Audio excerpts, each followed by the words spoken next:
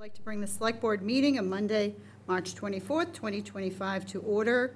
We have two members here this evening, Eric Kelly and myself, and Steve Darcy is on his way up, so. He's coming through the door as we speak, Oh, Madam. we have him. And here he is. Da-da-da-da-da. So I was just bringing the meeting to order. Do I have a second to bring this meeting of March 24th, 2025 to order? Do I have a second? Second. Motion been made and duly seconded. Roll call is in order. Ms. Fidler? Aye. Mr. Darcy? Aye. Mr. Kelly? Aye. Unanimous vote to open a Select Board meeting for Monday, March 24, 2025. Okay, I'd like to announce that this meeting is being recorded by MCM, and we are going to go straight into executive session to conduct strategy sessions in preparation for negotiations with non-union personnel, or to conduct collective bargaining sessions or contract negotiations with non-union personnel, to wit, town administrator. Do I have a second? Second. Motion been made and duly seconded. Roll call is in order. Ms. Fidler? Aye. Mr. Darcy? Aye. Mr. Kelly? Aye. Unanimous vote to go into executive session to return to public session at the conclusion of the executive session. Time is 6:07. Thank you. Second. Second. Motion made and duly seconded. Roll call is in order. Ms. Fidler? Aye. Mr. Darcy? Aye. Mr. Kelly? Aye. Unanimous vote to return to public session from the executive session. Okay. I'd like you to join. Is it locked? Hi. Hi, come on in. Welcome. Hey, Patty, We're how are just you? getting Mark, started. how are you? So. Oh, thanks, Kate. How you doing? Good. 20, right? Yes, yep, they're gonna, just take a yeah, seat. we'll just take a seat, yeah. Have you ever started? Hi, I'm Lynn Zidler. Lit, Oh, hi. Hi, nice Patty. to see you. Mark, Nice to meet you. Very nice to see you. Just have a seat, casual for a little bit. We're just getting things rolling. Okay. What are we, halfway through the agenda? Yeah, we're all done. Ding, ding, ding. Okay. So I already brought this, our open meeting back to order, and the time is 6:15, so we're doing well on the schedule so far. I'd like to ask you to join me with a Pledge of Allegiance. Pledge allegiance to the flag of the United States of America and to the republic for which it stands, one nation, under God, indivisible, with liberty and justice for all. Okay. I'm going to wait with my chair comments for a little bit of time. We have some other folks that may be coming in. Michael, can you share your TA report? Yes, I can, Madam Chair. Thank you. Hosted weekly DPW meeting with Sean Patterson, Superintendent Sean Strobel, Treasurer Meg LeMay, Town Accountant Sharon Studley, Ken Ryan, and Clint Stetson, all from DPW. We discussed warrant articles on wastewater, residual, talked about seawalls, invoices, outstanding contracts, cemetery trees and greens. Right now is handling about 20 funerals per month. And we also had a brief discussion about Apex handling the Clean Water Trust, and Apex is also managing the Clean Water Trust account. Scheduled site visits through Fred Russell, our facility director for the Affordable Trust members, to tour 115 Revere Street. It's the home that needs some repairs so that we can get a affordable family back into that house. Hosted a meeting with Sean Strobel and Meg to review the warrant items for the annual town meeting, special town meeting. We also reviewed the spend levels of our departments as we're approaching the last quarter of the fiscal year. Participated in the beach nourishment meeting with Greg Guimont, planner, and Leslie Fields from the Woods Hole Group. We discussed the additional material to be spread on the beach and the need to get everything completed and be off the beach and all work stopped by March 28th. Project is moving along at a great pace, including the additional material aspect of the project. The project is on track to be completed before or by March 28th. Participated in the Affordable Housing Trust meeting, where we discussed the annual monitoring of our LIP projects, purchase and sales agreement for 1929 Main Street to Habitat. The committee also had a discussion on the affordable housing lottery process. Karen Horn, our housing coordinator, presented her report, and we heard from our subcommittee on education that presented a great fact sheet that will go up on the website with a number of FAQs. Next trust meeting is April 2nd. Attended and participated with Sean Strobel, our treasurer, Meg LeMay, our town accountant, in an almost 6-hour advisory board hearing to review a number of outstanding issues and answer questions regarding the remaining departments, including additional questions on the school budget. The advisory board did vote on just about all the FY26 budget line items.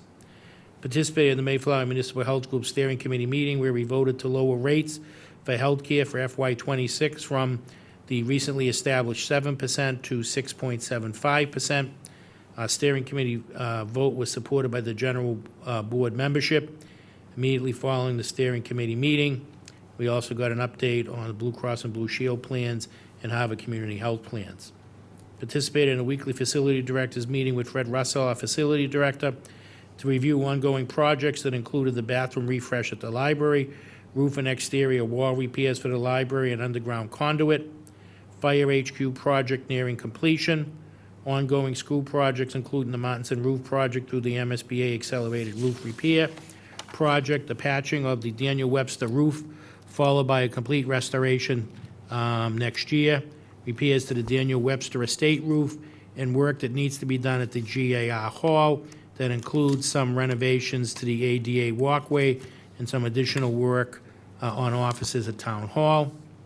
Attended and participated in the quarterly Maya safety meeting with Jelaine to review the progress of our town. Jelaine mentioned that we had a very successful year regarding accidents. A number of our employees have been taking advantage of a number of training webinars that are available free from Maya. Participated in a meeting with our school administration, Patrick Sullivan, superintendent, and Tom Miller, our assistant superintendent for business finance, chair of the school committee, Sean Costello, Kendra Stetson, school committee member, Sean Strobel, treasurer collector, Meg LeMay, town accountant, Lynn Fiddler, select board chair, to discuss possible solutions to fund the school budget for FY26 at a greater than 3%. It was previously agreed to assist the schools with some additional free cash to offset those one-time expenses to free some additional operating funds. At the conclusion of the meeting, a compromise was reached to fund the schools much closer to what the administration was looking to achieve. Hosted a meeting with Sean Patterson regarding the donation of trees by a resident who wanted them planted at the Tower Avenue Park. Sean Patterson mentioned that the DPW intends to do additional work in the park this summer. Therefore, the tree should be planted somewhere else. I suggested planting the trees at Town Hall. The resident was okay with that option and notified Sean that she would be able to get a few trees, and we'll get those planted at Town Hall when we get them. Hosted a monthly department head meeting at the library. Department heads, we had a special guest this month. Lynn Fiddler, the select board chair, stopped by the meeting to say hi to everyone and decided to stay for the whole meeting. At the meeting, we discussed the joint meeting on March 25th, the town meeting on April 28th, town election on the 3rd. We also discussed speech stickers would be sold at Town Hall beginning on March 24th. And finally, discussed the financial requirements when processing contracts, year-to-date budget spend, monthly budget reports, and health insurance rates for FY26. Participated in a meeting with Jack McDonald and Sean Patterson regarding the making of signs designed by Jack, and they say entering certain areas of town. DPW superintendent suggested having certain groups in town purchase the signs for their various neighborhoods. DPW did make the first sign and installed it as a prototype. Participated in the Bridal Crossing Development meeting with Kevin Seeland, Greg Guimont, Attorney Galvin, Nancy Pareca, and Mike Seal to discuss the habitat for the eastern box turtles and turtle hotels which may be needed to house the turtles. John Zimmer is the lead environmental person for the project. It was discussed about requiring the installation of conservation markers. There was a discussion regarding a deed versus an easement. Bob suggested a deed until the work is completed. Hosted a meeting with Gina Purcell from Mass Audubon regarding the piping plovers that need to be monitored and protected at both Wrexham and Green Harbor Beach this summer. Fencing will need to be installed to protect the plovers. Thanks to the hard work and hard and dedicated work of the beach staff and so many others, 2 pairs of piping plovers coexisted with our residents. One couple at Wrexham Beach and the other at Green Harbor Beach, and they had a total of 7 young plovers. This was considered to be very successful by Audubon. Hosted a meeting with Doug Ozulis and Jonathan Lane with Cindy Castro from our Historic Commission regarding a special 250th anniversary event the town will be hosting on Monday, April 21st, 2025, on the town green commemorating the Redcoats fleeing Marshfield on April 21st, 1775, exactly 250 years to the date.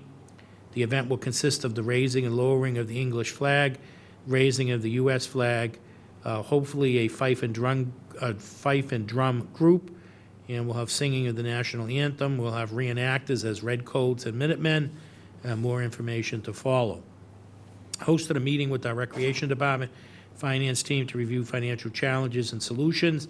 Recreation Department had a very successful winter program with the ski program, filled 2 buses for that.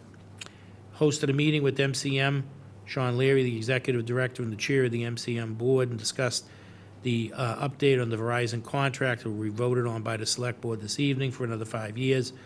Both the contracts were negotiated 5 years ago with Comcast and Verizon. Comcast opted for 10 years, Verizon opted for a 5, which is why we're renewing now. Both contracts charge the standard 4% to fund PEG access, which is public education and government channels, and both contributed to modernization of our equipment. As most people know, cable subscribers are decreasing, which means the funds received to operate the PEG access has been declining. The numbers in Marshfield reflect a decrease in revenue, and we shared this information with MCM. Hosted a beach meeting with Cindy Castro, Lieutenant Sullivan regarding the beach program for FY 25-26, with beach stickers starting to be sold today at Town Hall. And finally had a meeting with Nick Pulio, founder of South Shore Times, to discuss the opportunity to be able to send articles for his publication. It extends all over the South Shore. Publication was created to fill the void of having little or no newspaper coverage. Thank you, and that is my report. Thank you. I just had one quick question for you, Michael. Yes. Will you just explain Apex Clearwater Trust? Apex is a consulting company that the DPW does business with, and they're involved with the Clean Water Trust financing of the Plymouth Ave pump station. Okay, thank you. Appreciate that. All righty. We have no public comments this evening, so I would like to start and just get right into my chair comments and welcome you for being here. And I received a message from Sheila Gagnon that she's unable to come. But part of the nice thing about doing this is being able to recognize some really cool people. And we lost a really wonderful supporter to our town, Faith Jean, and we have instituted this perpetual plaque. And today it's time to add her name to it, sadly, but in honor of her. So I've asked a few of our members from our previous select board members to join us. And if you have anything you'd like to say, or in relation to what you felt, or introduce yourselves and share any moments with history, just a quick hello would be From here? fabulous. Why don't you take, I'll come up with you. Oh, I mean, I Yeah, don't have just- anything prepared. No, you don't need to. You've done this a long time. You just, come on. No. Yeah, you can just sit there. Just introduce yourselves and tell us your term and just Okay. what it meant to you to be part of this whole mix. That's really, I'm Patty Epstein, and I was a selectman, or do we call ourselves select women now? Select board member now. Board members. yeah, I didn't care at the time, and I was told I should, but I didn't. I know, I had the same And I thing. They still just don't, call me though. Lynn. Yeah, yeah, 2005 to 2008, okay. and I really enjoyed it. I had no idea what I was getting into, but I'll try anything once, and I did it, and I learned a lot. And it was fun. It was eye-opening. But I was, when I was elected, I was given a tour by Faith of Brant Rock. She was so proud Right, of Brant Rock. yeah, And I got a really unique perspective of the place. And, Yeah. and I really enjoyed that. She was very nice. And she was always, she made herself available for any questions or issues I might have had to deal with. She was very generous that way. She Thank was you. a nice woman. Yeah. And she was, invaluable to the town. If you look at what she had done, how she contributed, and the pride she took in her work, I'm sure she's been missed. Yeah. Tricia Riley. I was 2008 to 2011. I too was asked when I first started, what do you want to be called? What do you want to be called? It was 2008. I'm like, there are bigger things we have to deal with this year than what you want to call me, because you're going to call me all sorts of things, I'm sure. I didn't have the privilege of knowing Faith personally. However, I know of her. Her dedication. She served 3 terms. I think it started in 1991. Her dedication to this town is unparalleled, really. I mean, she was so involved in Brant Rock Association, and she was involved in the, really integral, from what I understand, with the Brant Rock Chapel down there. And not only here, I mean, I believe she lived in Whitman before that, and she was on the school committee there. I mean, she truly represents what makes small towns tick, which is, volunteers, dedicated volunteers. It was a privilege, it's nice to see a female select board member. For a long time, there weren't too many women even running for this office. I mean, I was lucky. I spent about, I think it was 8 years on the advisory board before deciding to run. But, we really, it's exciting to see women step up to these jobs. I mean, traditionally, women ran for school committee. And it's nice to see women running for select board. I'd like to see, it'd be great to see more involvement in advisory board. There are plenty of studies that show the benefits of having women in leadership positions. I was just reading today an article in the American Psychological Association journal about the benefits of having women leaders and how it leads to collaboration, more strategic and cooperative problem solving. So it's, No offense. oh, They don't get it. No. Yeah. th- We're all equal here. yeah, exactly. I mean, Yeah. I think it's great to have women in these positions, and Faith was, one of the first. I think there might have been one before that. Was that Pat? Dean? Sheila. No. Sheila Gagnon. She Oh, actually Sheila, called, Sheila, she that's right. wanted Oh, I to, thought she right. was the second one. I thought Faith Jean was the first one, so I had it backwards. Yeah. Oh, okay. So, it's great, and, keep it coming. Nothing. Yeah. Yeah, no, Nothing. we need more no women. offense to my No. male colleagues, but it's great to see But, no, women and I in this agree with you position. 100%.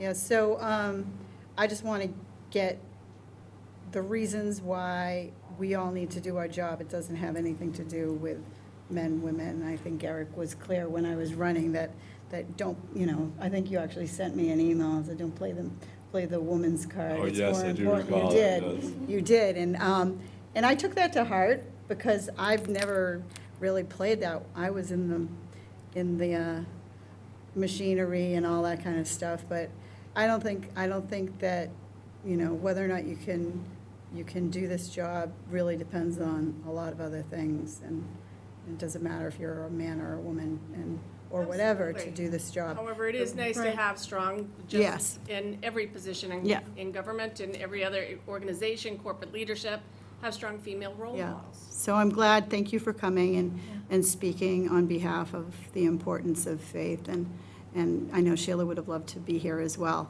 but I'd like to just take maybe a 5-minute, Just, yes. if I may, Yeah, Madam please Chair, do. I had the opportunity of serving with 3 of my colleagues, Trish Riley, Patty Epstein, and Katie O'Donnell during my 9 years on Yeah. the board, and they were phenomenal members to the Yeah. board and brought a lot to the board. We worked together cooperatively to solve a lot of the town's problems, Yeah. so it was fun. Last time we were together, I spoke about Mrs. Adelaide and what a cool addition to this community she was, and so I'm happy that you're here, and sad that we have to add another name to our to Yeah. our plaque, but, Well, thank you for inviting us. you know, I'd Very happy invite to the go. whole town, it was in our agenda, but, so thank you for being here. I'm going to just take a short recess, and I'm going to ask my members if I could have just a short 5-minute recess.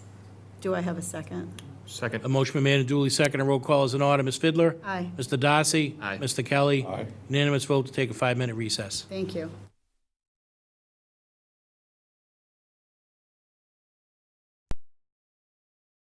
Order, the time is 6:35. Do I have a second? Second. Motion been made and duly seconded. Roll call is in order. Ms. Fidler? Aye. Mr. Darcy? Aye. Mr. Kelly? Aye. Unanimous vote to return from the 5-minute recess. Okay, thank you. So we just honored the former Select Board member, Faith Jean, with a perpetual plaque that is here in our chamber. And we have, this evening, no public comments. We've already had our town administrator report, and we have an appointment at 6:45 with Verizon, but we're not quite there yet.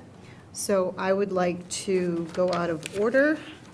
Steve, which one do we go for first? 4 would be quick. Okay. So number 4 is a discussion and vote on appointment of Susan Almendinger to the Cultural Council. Okay. And I have had the pleasure to meet her, and she seems to be so involved with so many things, and I think that this will be a great addition to the Cultural Council. So I applaud her interest in serving, and I'd like to ask if you have anything else to add. Yeah, she'll be fantastic. I met Suzanne for the first time, God, how many years ago was it? But she's a hard worker, very resourceful and detail-oriented, so she'll be a great fit.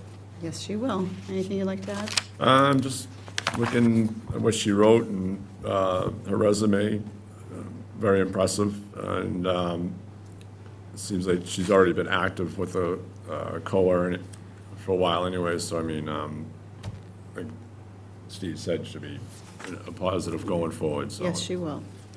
Okay. So I'd like to make a motion to support, this is number, just a second. 4.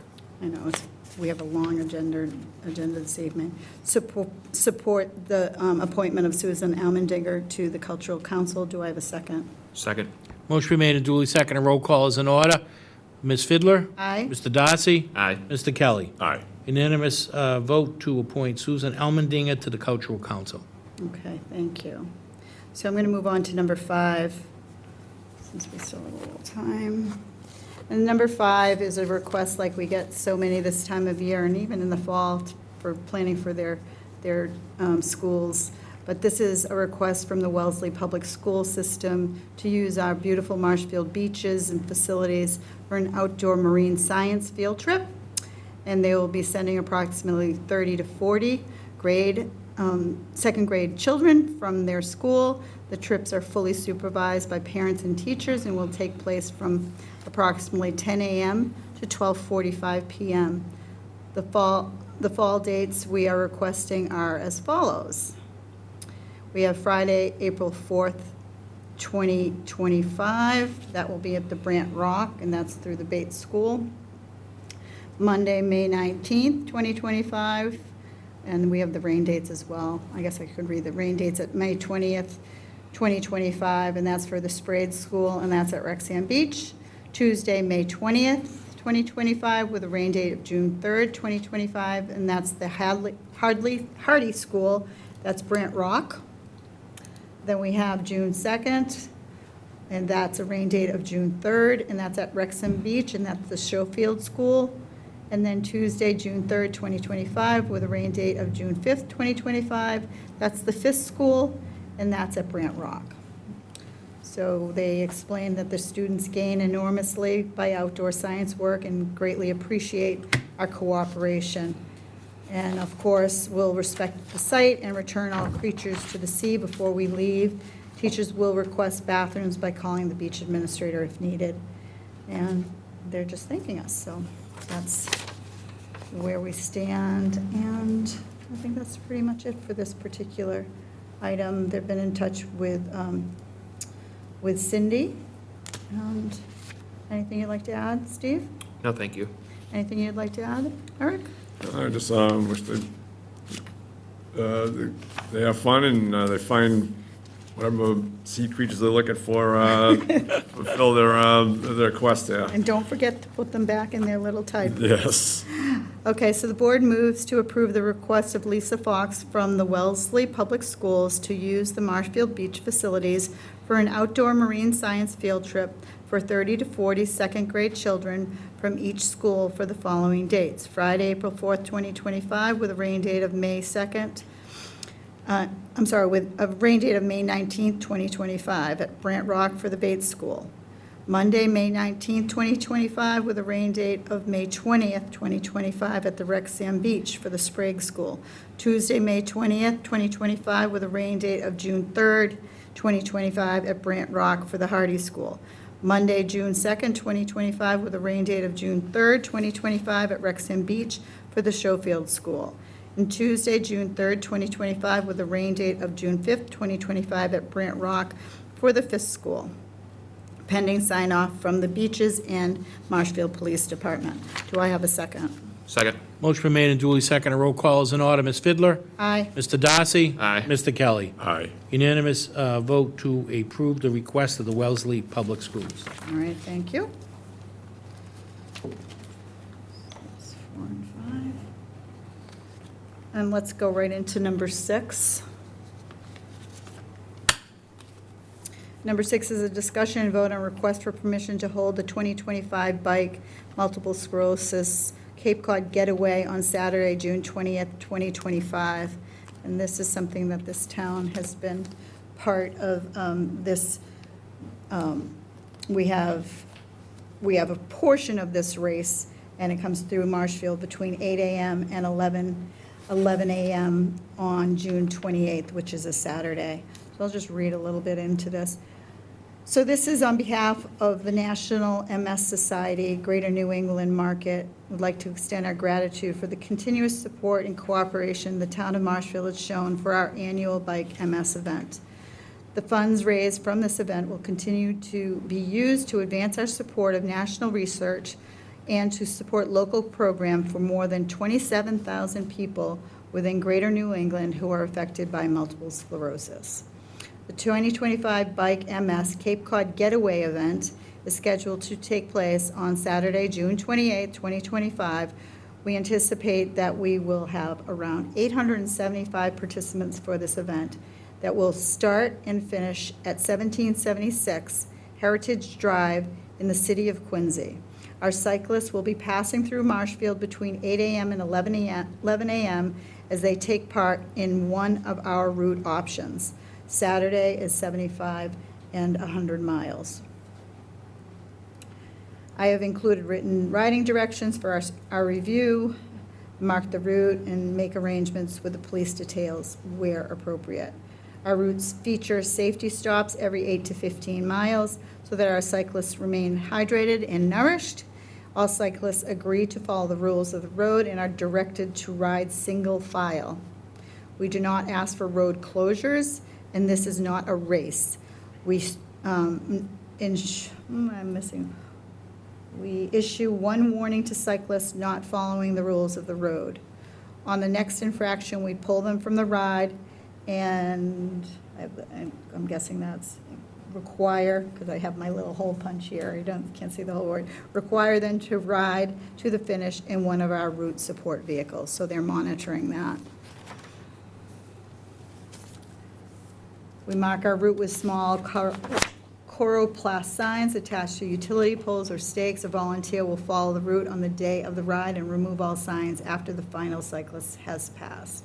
We operate a support team consisting of medical personnel, bicycle mechanics, and amateur HAM radio operators. Our lead HAM, also ham radios, those of us, the olden days, ham radio operator monitors all emergency radio frequencies so that we can close or redirect our route should that become necessary. We respectfully ask permission from the town of Marshfield to use Marshfield roads for this event. If we have your permission, please sign and return. So, how long has this been going on, Michael? Do you know?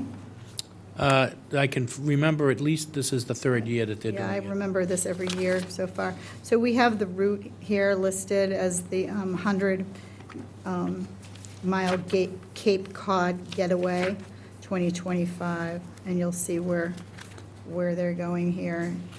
It says that starting in Quincy and ending in Bourne. I don't think I read that as that was, Not at the beginning. no. yeah, I think the narrative was a little different. So, and it goes on and on and on. So we have to just be conscious that these bicyclists are on our roads that day, and we've been lucky so far. And it's just, everybody has to be patient and let this happen for a good cause. Anything you'd like to add? No, thank you. Anything you'd like to add, Eric? I just want to ask, because you might, Madam Chair, may want to read off the street names that will be going through in the town to let people know. But the other thing is too, is to ask Mike, how long before the road race are they going to be marking the routes? So I would say that the general public has an idea before this road race gets going. They probably do it like the day before. They'll go out, Yeah, get that's their enough signs time, you out think they can there. go up, put them up sooner, so everybody, maybe like Yeah. maybe the They work week with the before. police and they coordinate everything with the police All department. right, so maybe ask Chief Tavares if they could put them up well before the race starts, at least the people in the area have understand it, that they're trying to get out of their drive or whatever, they're gonna be wary and all that. And then, It's not as, we done that it's before? not as impactful as you know, they have people at the various intersections, they do put up the signs, and they do have cars that sort of follow, because when it starts in Quincy, by the time it gets here, there's like small groups, maybe 3 or 4 people at a time. And, you know, it's like anyone else riding their bike, other than they have like an apron on. right, With a yeah, little the colored number. vests, Yeah. yeah. And then in regards to the police details, are they picking up the cost of that, or is that the town? I would have to check. I can't answer that question for you, but usually they coordinate for details with all the cities and towns, which means that they pay. All right, so as of right now. I'll find out and let you know. I appreciate that, Mike. Other than that, I think that's all I have, Madam Chair. So the actual route itself, I am not going to read, but I think we can leave that in the select board office for folks to look at. But I will identify a few of the roads that I see here. Enterprise Drive.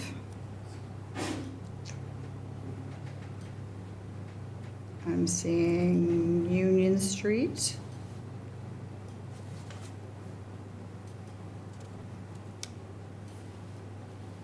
Seeing Main Street. There's a rest stop at Ames Way. There is Ferry Street, Moraine Street. And then we're getting into Duxbury.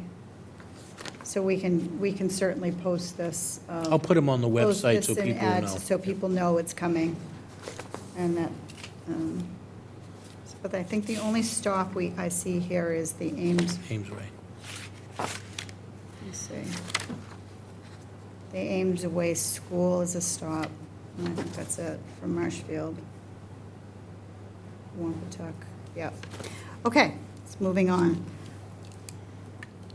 So I'd like to ask the board to approve on behalf of the National MS Society Greater New England Market, the 2025 Bike MS Cape Cod Getaway event that will pass through Marshfield on Saturday, June 28, 2025, between the hours of 8 a.m. through 11 a.m., pending sign-off from MPD and MFD. Do I have a second? Second. Motion been made and duly seconded. Roll call is in order. Ms. Fidler? Aye. Mr. Darcy? Aye. Mr. Kelly? Aye. Unanimous vote to approve the National MS Society Greater New England on Saturday, June 28th. Excellent. So we're going to head back into our appointment, and we have a public hearing this evening regarding the renewal of cable television license of Verizon New England, Inc. And Michael gave a little bit of a preempt to this in his town administrator report, and this is the PEG access that that we have here, and this is for a 5-year contract. Is that correct, Michael? That is correct. Okay, And Madam Chair, we're joined by Attorney Chris Kenny, who's here to make the presentation. excellent. Hi, nice to see you. Come on up to the microphone, get comfortable, introduce yourself again, your position, and tell us what this renewal is all about. Chris Kenny, Clifford and Kenny, attorney for the town. So this is a 5-year renewal for the cable license for Verizon.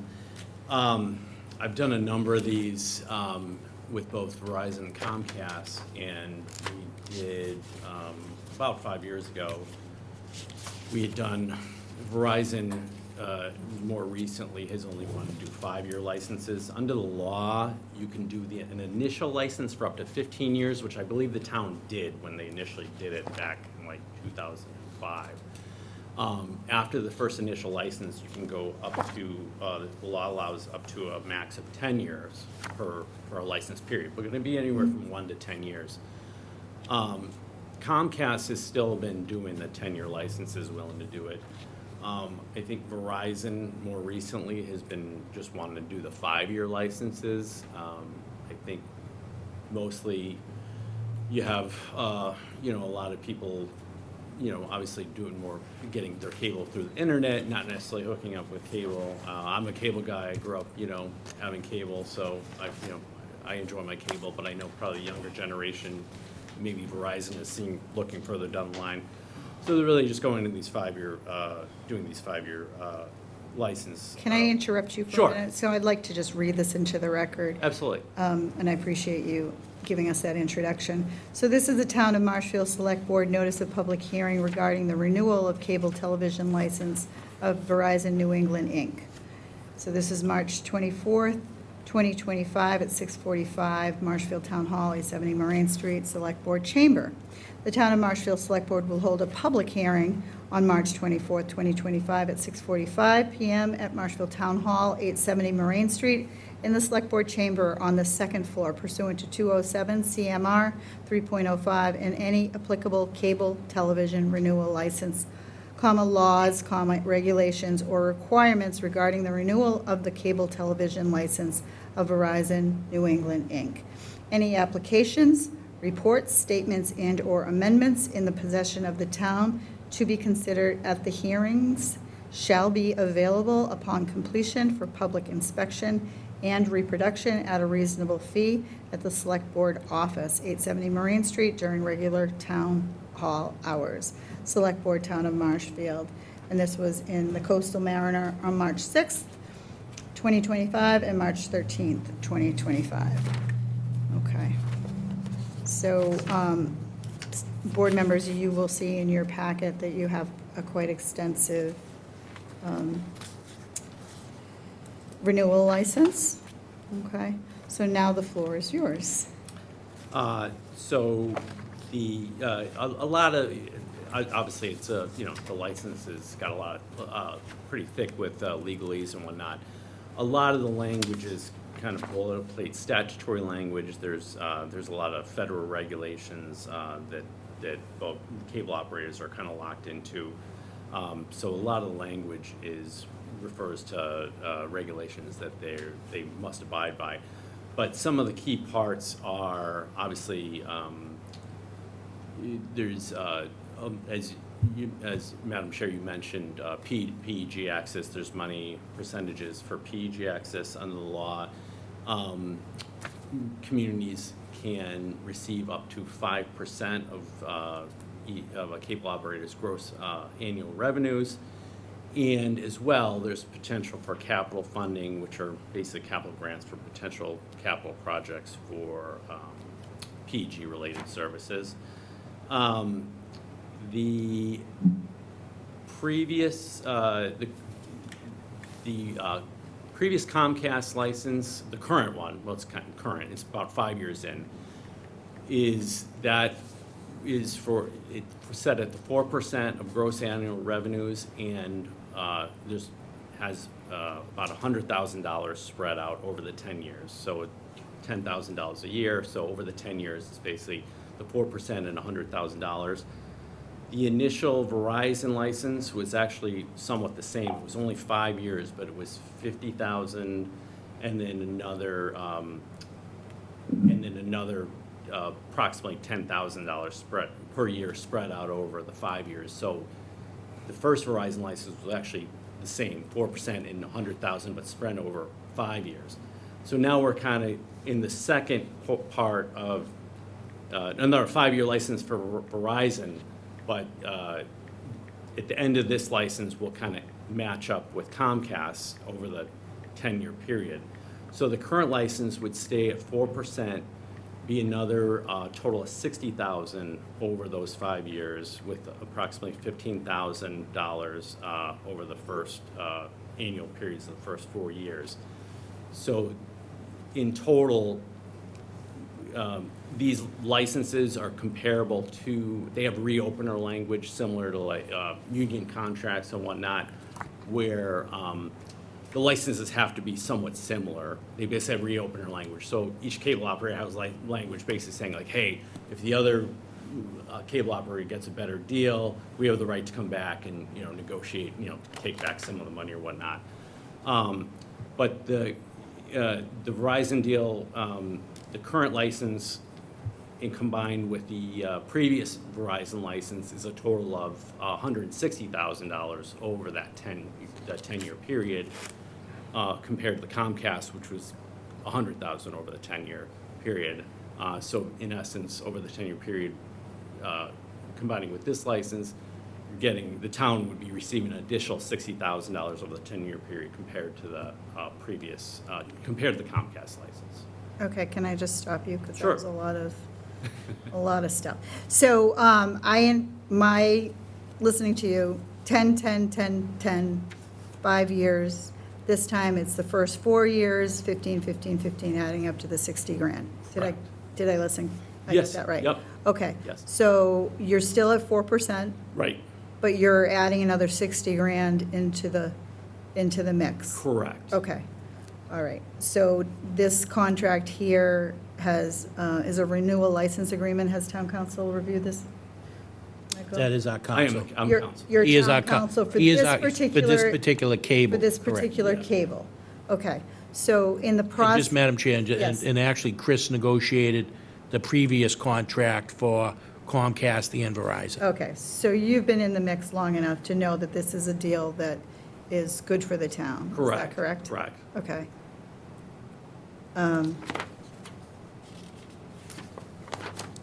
Is there anything within this deal, I shouldn't say this deal, but anything within this renewal that is significantly different than the last renewal? No, and like I said before, a lot of it's just the typical statutory language.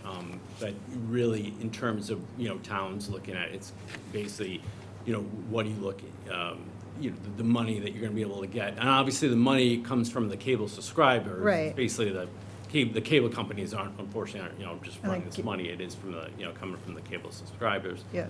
But yeah, this is, yeah, it's like I said, when you're in terms of, you know, the Verizon versus the Comcast, the town's actually over that same period getting, you know, about 60,000 more versus the same period as the Comcast. Okay, so when does Comcast renew? So that'll be in about another 5 years. Okay, so it'd be that's the similar. 10-year. Right. And then we play this.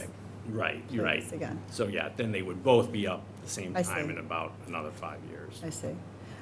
Just because we love our acronyms. PEG stands for Public education, curriculum? In government. In government, right, in government. in government, okay. Alrighty, I think I've asked a lot of questions.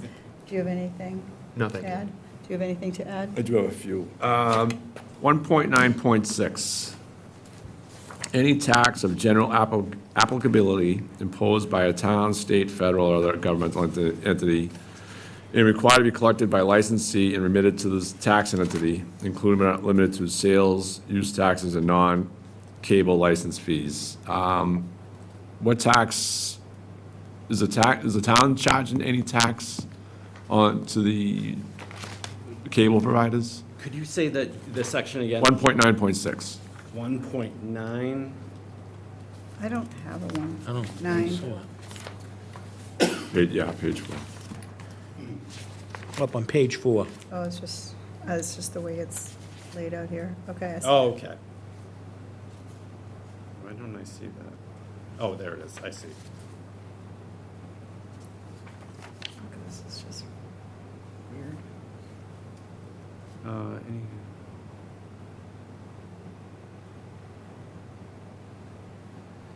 Any tax adjustment?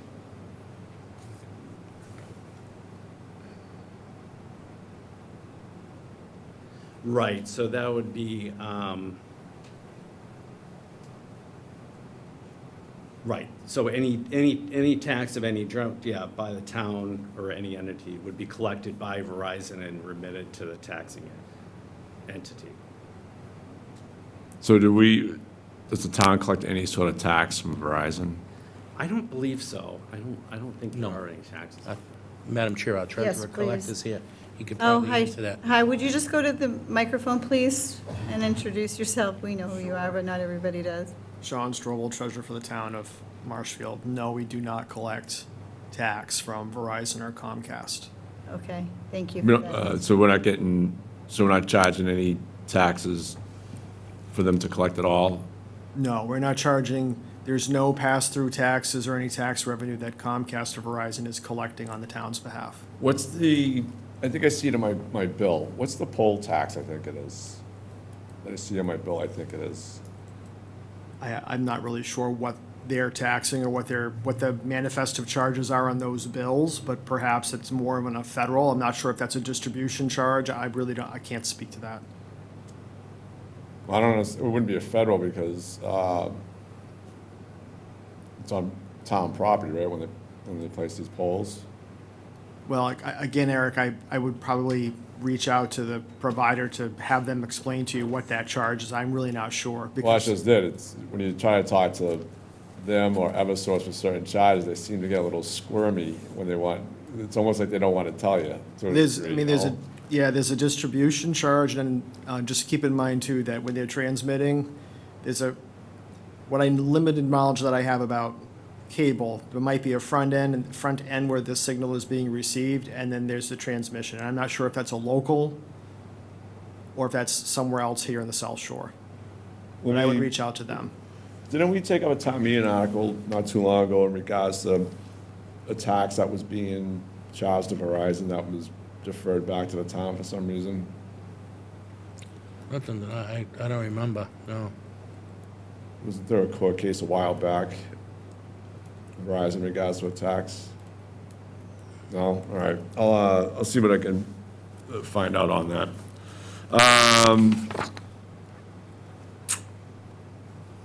Page 7, 2.3, term. The license shall become effective on March 30th, 2025. The term of the license shall be for a period of 5 years and shall expire at midnight on March 29th, 2030, unless this license is earlier terminated by the licensee pursuant to the terms of section 2.4, 2.5 of this license, or revoked by the issuing authority as provided herein. So, do the Verizon and Comcast, do they set the terms in regards to the contract, or how does this work out in regards to the timeline when these contracts renew? The renewals? Yeah, So they're required to have a license through each municipality. So, right, so when the license period, but who's setting the terms, I guess? I mean, is a Verizon and, or actually, it'd be Xfinity right now, right? So Comcast, Verizon, Xfinity, are they writing these contracts and setting the terms, or? well, yeah, I mean, it's similar, they're basically kind of boilerplate contracts that both Comcast and Verizon, that we kind of run off of, but we obviously negotiate some of the, tweaks of some of the areas, but a lot of a lot of the base language is based off of state and federal law and the federal regulations. All right, so, I mean, you as the attorney representing the select board in this, I mean, a 5-year license too long, too short? A 10-year license too long, too short? I mean, I just look at that, I don't think a town should get into anything more than 3 years. I mean, what's the benefit of going, is the benefit for us in both entities beneficial to go with a 5-year contract or a 10-year contract? I mean, should it be shorter? I mean, what is the benefit to us as a town, the benefit to the entities involved here in regards to the length of contract? Yeah, I think, I guess it depends on, a lot of towns look at it, a lot of towns want to lock into a longer contract because you're kind of locking into like more guaranteed, a guaranteed percentage, a guaranteed money. So actually, a lot of towns do want to go with a longer contract, especially now when some of the, some of the cable operators, Verizon in particular, is saying, oh, geez, we don't even know if we want to, we'll want to renew in another 5 years. So, so a lot of municipalities would rather do a little bit of a longer contract. And, so most municipalities do the 10 years with Comcast, and Verizon's been just doing the 5 years with most other municipalities. I want to say that I think the select board got this information, but I'm not too sure. So are we keeping track ourselves in regards to the amount of cable customers that we've had, let's say, back when Verizon came into town, and then where we're at right now? There should be, yeah. They usually there's reports that Verizon and Comcast submit usually and they have the subscriber, and that's basically a lot of times how you get the numbers based on the gross annual revenues. Right, do we get those reports? We get those reports, yeah, we have them, yep. Do you have them dating back to, I don't know, whatever? Kate has them in the file. Yeah, they're required by law to send them to us. That's what I thought, and when we got, I think, Yep. we got them not too long ago, I think, from them, just, so, would you be able to go back at some time and look and see if, when they, I guess I'd be looking at, Verizon's been around a long time doing the cable, right? So, I don't know, let's say go 10 years, I'd say, Kate, and then to where they are with the customer standpoint right now, at least that way we get an idea of. Can I just Yeah, go ahead. interject here? So if we're going to be looking at all of the history of these contracts and the subscribers, et cetera, where do you stand on this contract right now? Right now, Are you no, good to go? You're just looking for additional information? yeah, I'm just looking for additional information Okay. on it, All right. It's, this is the first time I'm seeing it and all that, so I'm just trying to Okay. get myself, how can you look at it? Okay, you're just informed. trying to get more informed, okay. So, in light of that, and in light of Kate having some instruction from Select Board Member Eric Kelly, I'd like to move forward. Oh, hold on, I got some other things to ask. I think it's the 5.4.1, PEG access support, page 13. At the 4%, is that because I don't have the old contract. I mean, how much, I should ask this question, how much did the old contract differ from this one? 4%. It was You said that 4%, at the so beginning. Yep. that was the other thing, is how much of this contract is different from the last one? And I asked that question as well. Did you? Yes, I did. The number, the 4% is the same, and then the capital amount is, a little bit less on this one. Because, and again, you have to take into account that you almost adding up the 2 5-year periods versus, you have to remember that because they all these licenses have the reopener clauses.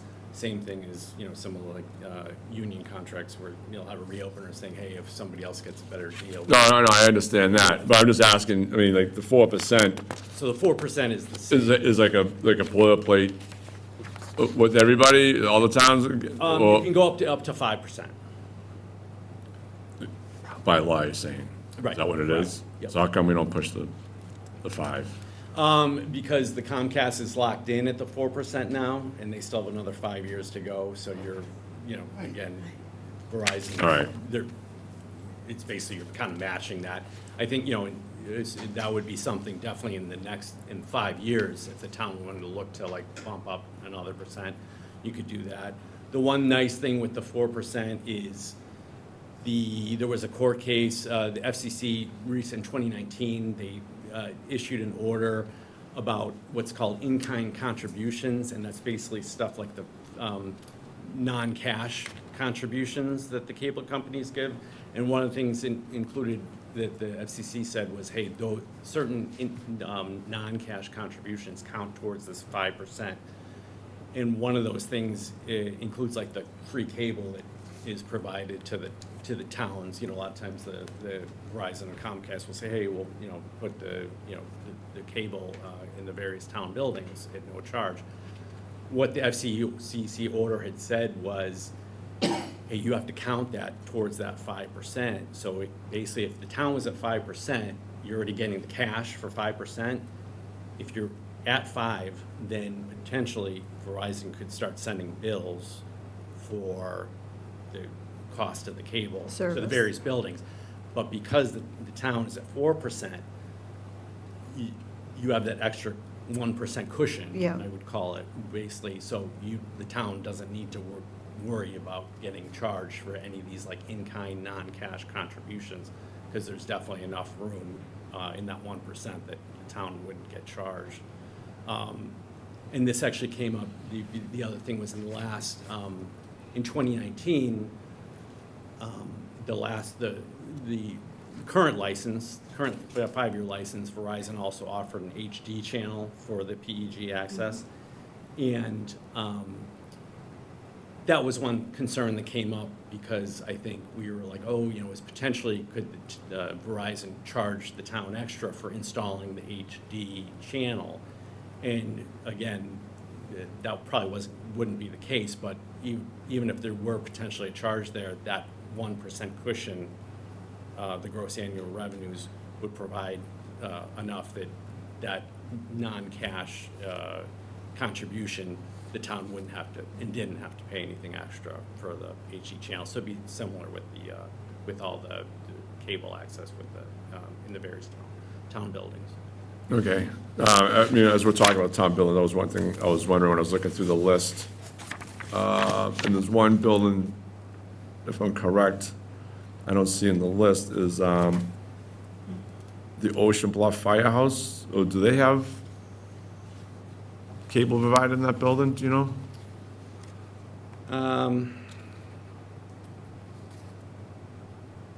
don't know.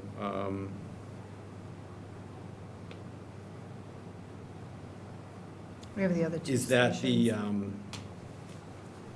It's on, geez, I can't even think of the name of the street it's on. Massasoit. Thank you. You might, yeah. yeah, I'm not sure if they have, if they have cable there currently. I don't know. Is this something that we should look into before agreeing to this, or sign off, I or mean, put an we could addendum certainly, into If it? that's something that the town, we could certainly amend that. I think this, yeah, I mean, that's certainly something we could probably, you know, amend. And if it's there, then add the language into it, I guess. Right, So right, the- yeah. So let's clarify. So you're referring to Exhibit A, municipal buildings to be provided cable service subject to Section 3.3. So when you look at 3.3, this is the reference for this exhibit, correct? Right. Okay, so we're saying the Ocean Bluff Fire Station is on Massasoit, and it is currently not on this list. So we can move forward with this renewal with that information pending as an addendum to this renewal. That's how I'm thinking this should. So do you agree with that? Or how do you want to head, how do you feel about that? I feel like the scope is we get 4% on the revenue, so if the town wants cable to go to the firehouse there, we would just add that as an We additional. would just add That's it. how, Yeah. Right, Yeah. right. We'd just be basically just. We're just adding making a to it. change, Yeah. like, almost like it's not a Scribner, but it's just a change, a narrative change to this, okay. Yeah. Are you comfortable with that? No, yeah, I mean, Yeah. they might already have it, it just might be missing from the list, as far Okay. as we know, Yeah, you know? yeah. So, So are you good? just now? one more. I just had the stupid thing, too. In the reports and records, page 15, 8.1, it talks about the right to inspect licensees' books and records pertaining to licensees' provision of cable service in the town to ensure compliance. Three-quarters of the way down, it says, "The issuing authority shall treat any information disclosed by a licensee as confidential, shall only disclose it to employees, representatives, and agents thereof that have a need to know in order to enforce the provisions hereon unless required to do so by law." I was just trying to get a feel in regards to, you know, if it was requested to look at the record keeping and I guess money that's supposed to, I mean, what would you consider that they would think that the public wouldn't have a right to view, especially if somebody in the public was concerned in regards to what the town's collecting Sure. and all that, so. Yeah, and I think you, as you said, I think the key phrase there at the end was unless required to do so by law. So Massachusetts obviously has the public records law.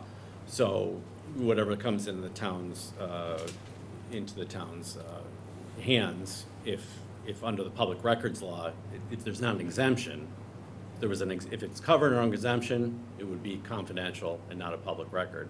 But if it's not covered under an exemption, then it would be, All right, so if it would be somebody, a public record, and it's kind of, that last line that's essentially what. I it's get you, so what you're saying is that if somebody put a request in for certain information in regards to what Verizon or Xfinity is collecting for fees and dispersing and how, I guess how it would be treated is go through the town process, and then I guess Verizon or Xfinity would say, well, we can give it to the town, but you can't share it with somebody else, and then I guess it would have to be decided upon there in regards to if it'll be challenged in a court process or something like that, right?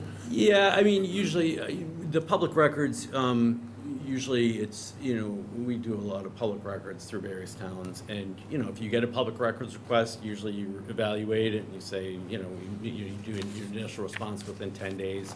You look at it and say, okay, you know, again, are there any exemptions under the public records law that would cover this? If not, turn it over as public record. If there is an exemption that fits, then, you know, usually that's the response. And then, you know, there's an appeal process through public records. There's an administrative appeal process through public records that people can go through. But also, people can go to court anytime you want either. But most people stick with the administrative Right. process, public records, because it's easier, you know, you don't have to run to court. So, right, if it came to that the town got various materials and got a public records request, it would just, you know, the town would just follow the law. And again, if the exemption applies, then, you know, that would be the response. But if not, then it would be a public record. All right, I appreciate it. Thank you, Madam Chair. Thank you. I just want to read the last sentence. So the licensee shall not be required to provide subscriber information in violation of Section 631 of the Communications Act 47 USC, Section 551. So folks are aware that that subscriber information is within this as well.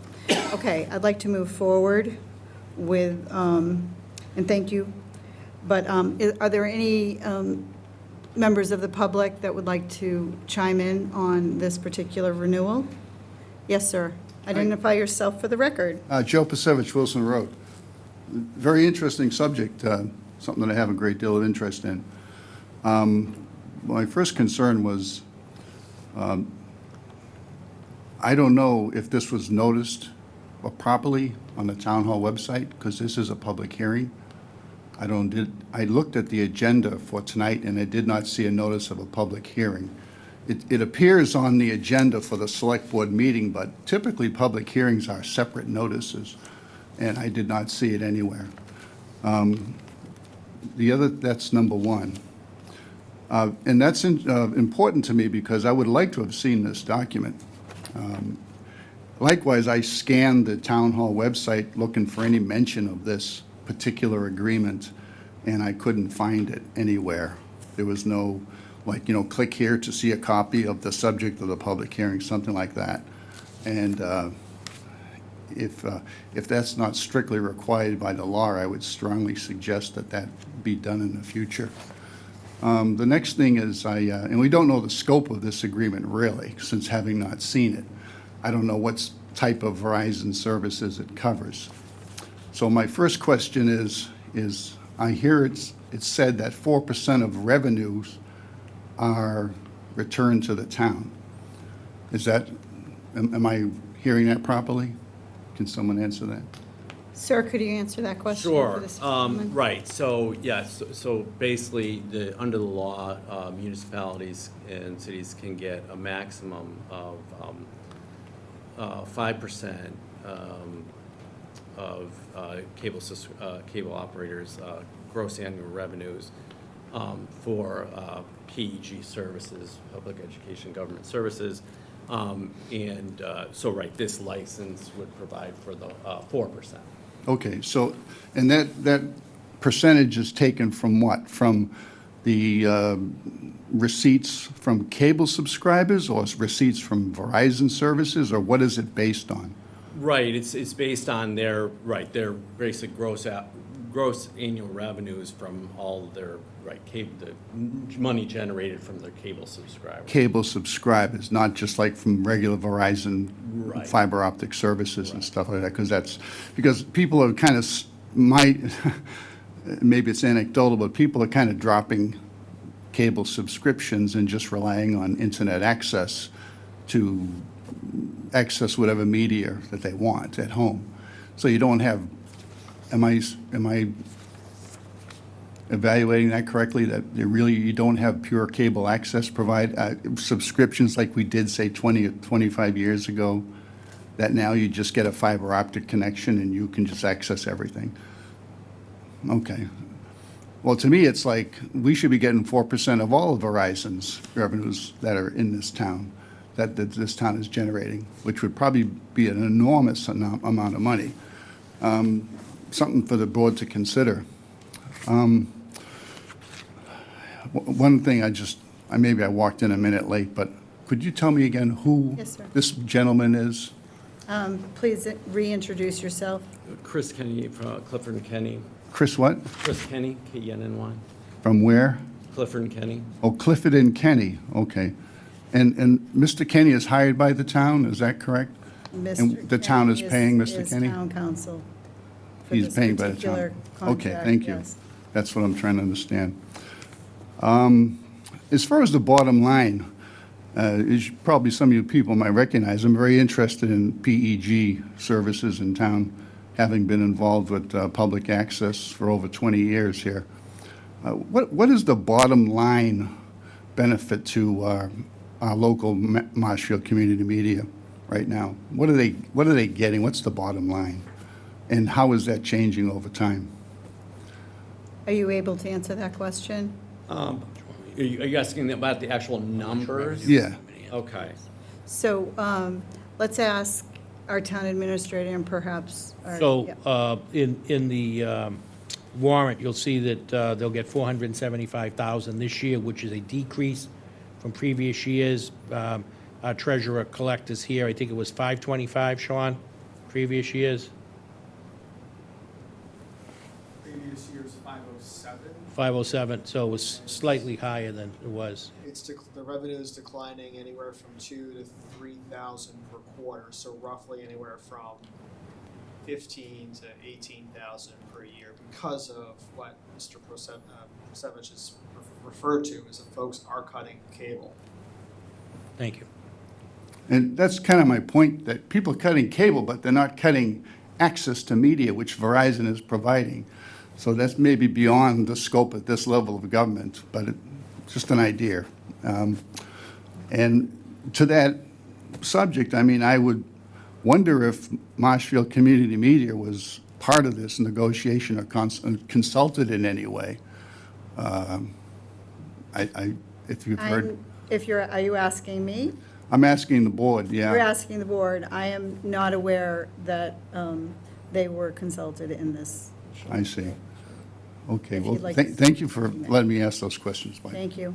Madam Chair, if I may, I Yes. just need to address, Mr. Pasevich said that this wasn't properly posted. Yeah, I was- And if you look, it was properly posted, and it does say a public hearing.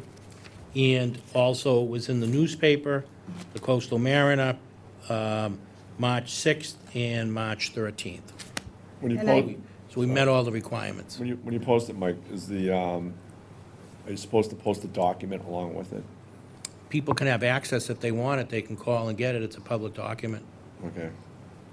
If you don't mind, Madam Chair, I just want to revisit a couple of things. Joe, are you all set, or? If I may, just a retort, I looked on the town hall website, and where you click on the calendar on select board meeting, and then it says, and then it goes to another page, and it says agendas 2025, 2024, 2023.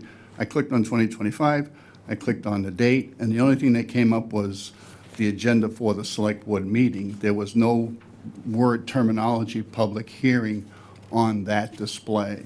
Okay. And typically there is.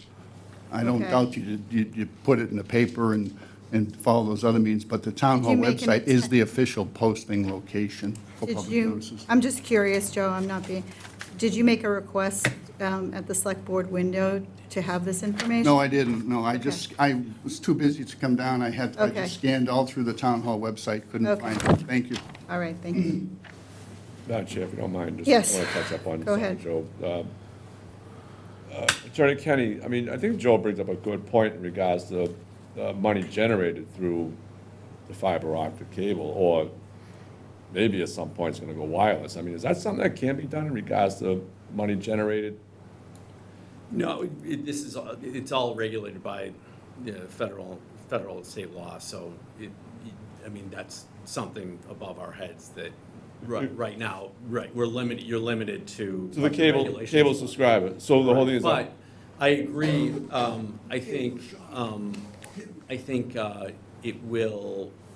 I agree that this is something down the line, and kind of what has been discussed tonight, is that there's been a steady decline of cable subscribers. I think down the line, at some point, there will probably have to be some changes made to the law, regarding being, some kind of changes to maybe include, fiber optic, or, non-cable use, to be able to supplement some of this revenue that's getting lost each year by the municipalities. So I think that's certainly something probably will need to get addressed by both the federal and the state government down the line. Yeah, I mean, because I'm a big fan of the PEG access, and, it's been good for me over the years, in regards to doing it, in covering town things and all that. So, I mean, since it's been brought up by Joe, and I think it is an important topic right now, because as we're seeing the decline in subscribers, what should we, as a board, do going forward right now in getting this addressed? Because, I mean, in 5 years, who knows if we're all going to be here, but the whole thing is that maybe if we can set something up going forward for the next board members in regards to starting the groundwork in regards to bringing up what Joe has said, is that, hey, we shouldn't be based on subscribers, we should be basing on 4 or 5%, if not, of what the money's generated through the town in regards to this, so we can support the local program and access and maybe some other features in town that need to be protected. Yeah, I mean, you could definitely contact, local, your representatives, both, in Congress. That'd probably be a first step, is to reach out to them and, say, hey, and I think a lot of municipalities, not just Massachusetts, but throughout the country, are doing that. Just because I think everybody is kind of seeing the writing on the wall, Yeah. that this is a declining industry. People are moving to just, cutting cable and just getting other services. But so many, not just Marshfield, so many local governments, Marshfield has such a great PEG program. Yep. And a lot of other towns, do the same and really rely on it. And this is something that every, I think, municipality and city is dealing with throughout the country. So I think people have already been doing that, reaching out to their federal legislatures and whatnot. So, I think that would definitely be a good step forward. And one more thing, Madam Chair. Yes. In regards to programming, what they put in your cable, for cable channels, anywhere in this, does it cover anything like that, or is it just, No, this is just more like the right to broadcast. It doesn't. okay, so you can't control the programming and Whatnot, all that? right. Okay. All right, thank you, Madam Chair. That's fine. Speaking of great programming, please introduce yourself for the record, because I know you're feeling the pinch as well here, so welcome. And Thank you. Sean Leary, Executive Director, Marshfield Community Media. So to kind of answer your question about collecting revenue from other sources like the wireless and stuff, there has been attempts in the recent years to get a portion of that, colloquially called the streaming bill at Beacon Hill. Hasn't gone through. There's been a few attempts, and they're still trying to do that, to kind of reclaim some of that lost revenue through the loss of cable subscribers through streaming services, as well as some initiatives at Capitol Hill and DC to do the same. There's also been, not necessarily relating specifically to us, but other bills that have proposed limiting towns' access and control over what these cable companies can do, what you can do in regards to what they can do in town. This is all things, I don't know the numbers off the top of my head, but I can send this information to you. So that is something that is in the works. The Alliance for Community Media, the national kind of alliance of community media stations, is constantly working on this to try and reclaim that, because we're very obviously aware of the decline in revenue. This year we saw the steepest decline we have in a while, at around $12,000 to $13,000 fiscal year over fiscal year.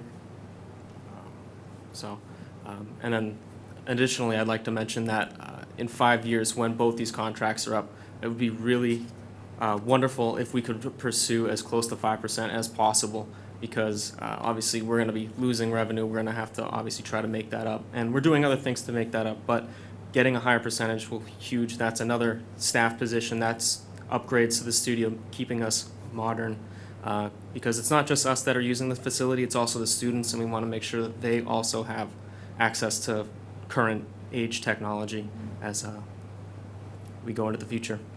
okay, thank you. Well, like I asked, Sean, so, I mean, as we were just discussing, I mean, with the 4%, but that's based on cable subscribers, I mean, 4% of money generated throughout the town, I mean, is that something that would work most beneficial to you think, or, I mean?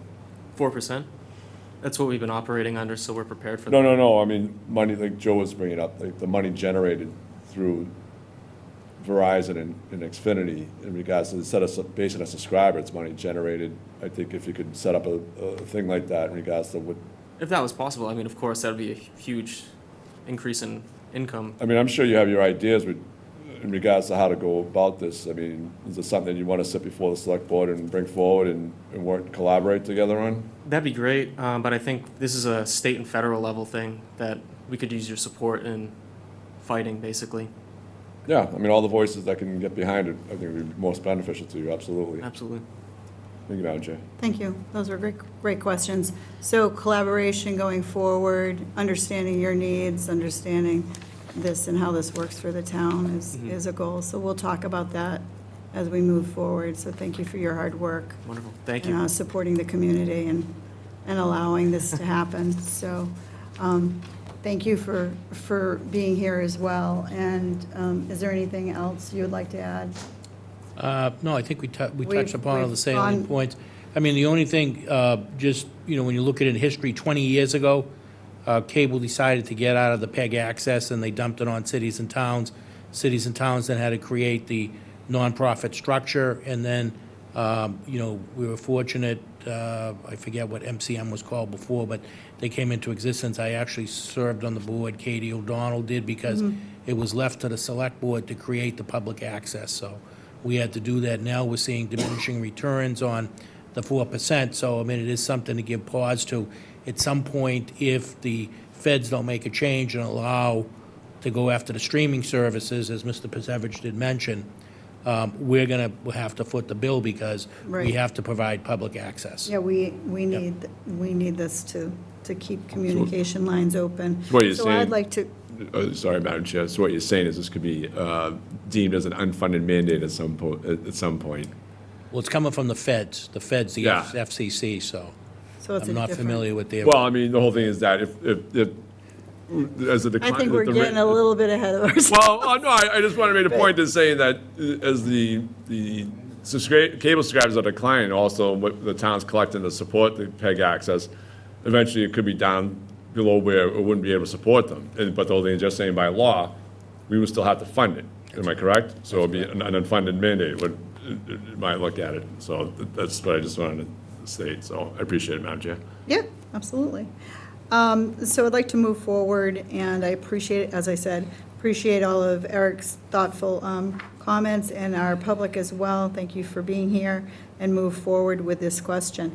The board moves to approve the 5-year renewal of cable television license for Verizon New England, Inc. for an effective date beginning on March 30th, 2025, and that's the effective date. The term of this license shall be for a period of 5 years and shall expire at midnight on March 29th, 2030, unless this license is earlier terminated by the licensee pursuant to the terms of Section 2.4 or 2.5 of this license, or revoked by the issuing authority as provided herein. Do I have a second? Second. Motion been made and duly seconded. Roll call is in order. Ms. Fidler? Aye. Mr. Darcy? Aye. Mr. Kelly? Aye. Unanimous vote to approve the 5-year renewal for cable television license for Verizon New England, Inc. Okay. Thank you, sir. Great, thank Thank you. you for being here. Okay. So the time is 7:37, and we're going to get right into our action items. I'd just like to review where we are at this point so that the public is aware. So we have action items 1, 2, and 2 is our special town meeting warrant votes. This will probably take some time. And those articles, we have 1 through 24. Then we're going into our annual town meeting warrant articles, and those are the articles 1 through 12. Then, I'm sorry, did I get that right? I'm missing. No, I just skipped the pages here. 1 through 11. We had a action item number 3 that we have pending, and I don't see our Lieutenant Sullivan. Is he going to be attending this evening, or is he on Zoom? I don't know, I would assume he's usually here. He is. So I will also let you know that we have already taken care of with a 3-0 vote for item number 4, and a 3-0 vote for item number 5, and a 3-0 vote for number 6. So we have 7, 8, 9, 10, 11, and 12 to complete at the end of our special and annual town meeting articles here. Madam Chair, could I just ask something? Please do. In regards to number 2, the discussion vote on special and annual town meeting Yes. warrant articles. Yes. You know, watching the advisory board committee meetings and getting the preview of what's on the town meeting warrant, Yep. would you be all right with pausing number 2 until after the advisory board meeting tomorrow? So I think if all of us wanted to get more info, we could be a little bit more informed and then take a vote on it in a couple of weeks. I think we have a meeting. I think 14th, that right? this board needs to let the town understand that they have the warrant in front of them, and that this board here is willing to move forward and allow the town and the town people to make a judgment on what these articles are all about. And I do not want to wait 2 weeks. We're getting closer to town meeting. So the votes we have this evening, I feel, are important to give our town's residents the opportunity to move forward on these. I know that Each of us probably have our own individual feelings on some of these articles, but this is, in my opinion, a call to allow the town floor at town meeting to move forward on these articles. So I would not entertain that at this point. I will ask if for another suggestion or something to entertain is, as of right now, I am not comfortable voting on the warrant articles at the moment, just due to the fact that I want to get a little more information, especially when we have an advisory select board meeting tomorrow discussing it. If you don't mind me requesting, if you don't make that the last one, and then I can excuse myself, and you and Mr. Darcy can take it up and take the votes if you so choose. I'm not understanding what you're saying. So we have special town meeting warrant votes this evening, as I said, 1 through 24. Are you requesting that item number 2 be moved to number 24, after 24? Is that what you're saying? No, make it the last discussion for the night. And why are we doing that? Because I'm not, So you can, well, I'm not comfortable making a what does it decision. matter if it's number 2 or it's in another 2 Well, articles? I don't know what order you're going in. So I'm going to stick to this order of articles. Okay. This is confusing enough as it is for the public. I mean, I'm starting to understand where everything is, and I'd like to stay in the order that we have going forward, so everybody can follow the bouncing ball. Do you understand me? It's your decision. Okay, so that is going to be how I will proceed. So let's get this started, and action item number 1. Let's get there. So action item number 1 is a discussion and vote to revote fiscal year 2026 budget article number 3 with changes. I'd like to bring the board we have our treasurer here in the back of the room to assist us in this. So will our treasurer explain to us what this change is and what we are revoting on? Thank you. You can come up to the front, make yourself comfortable.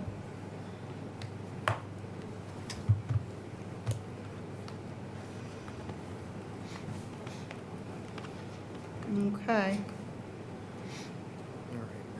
So we had a little bit of a precursor to this was with the schools, and this was explained in I believe in a press release. But if you could bring us through this, Sean. Sure. Thank you. So through advisory board meetings, we have revisions to the budget that was presented. So a unfilled budgeted position for the tax assessor's office of $44,626 was removed from the proposed budget, Okay. and those funds were reallocated to the school department. Okay. We also, through advisory, from the unclassified section, had $50,000 that was also unfunded for the unemployment insurance that was also allocated to the school department. Through discussions with the school department, we were able to identify 2 additional sources of funding for the school department. So that was $170,000 and an additional $7,000, which was then moved to the schools. So all told, the changes represent $271,626, which was being added to the school department. Right. Okay, so we are at a current number for the schools at, So the current amount for the thank schools you. is $59,705,002.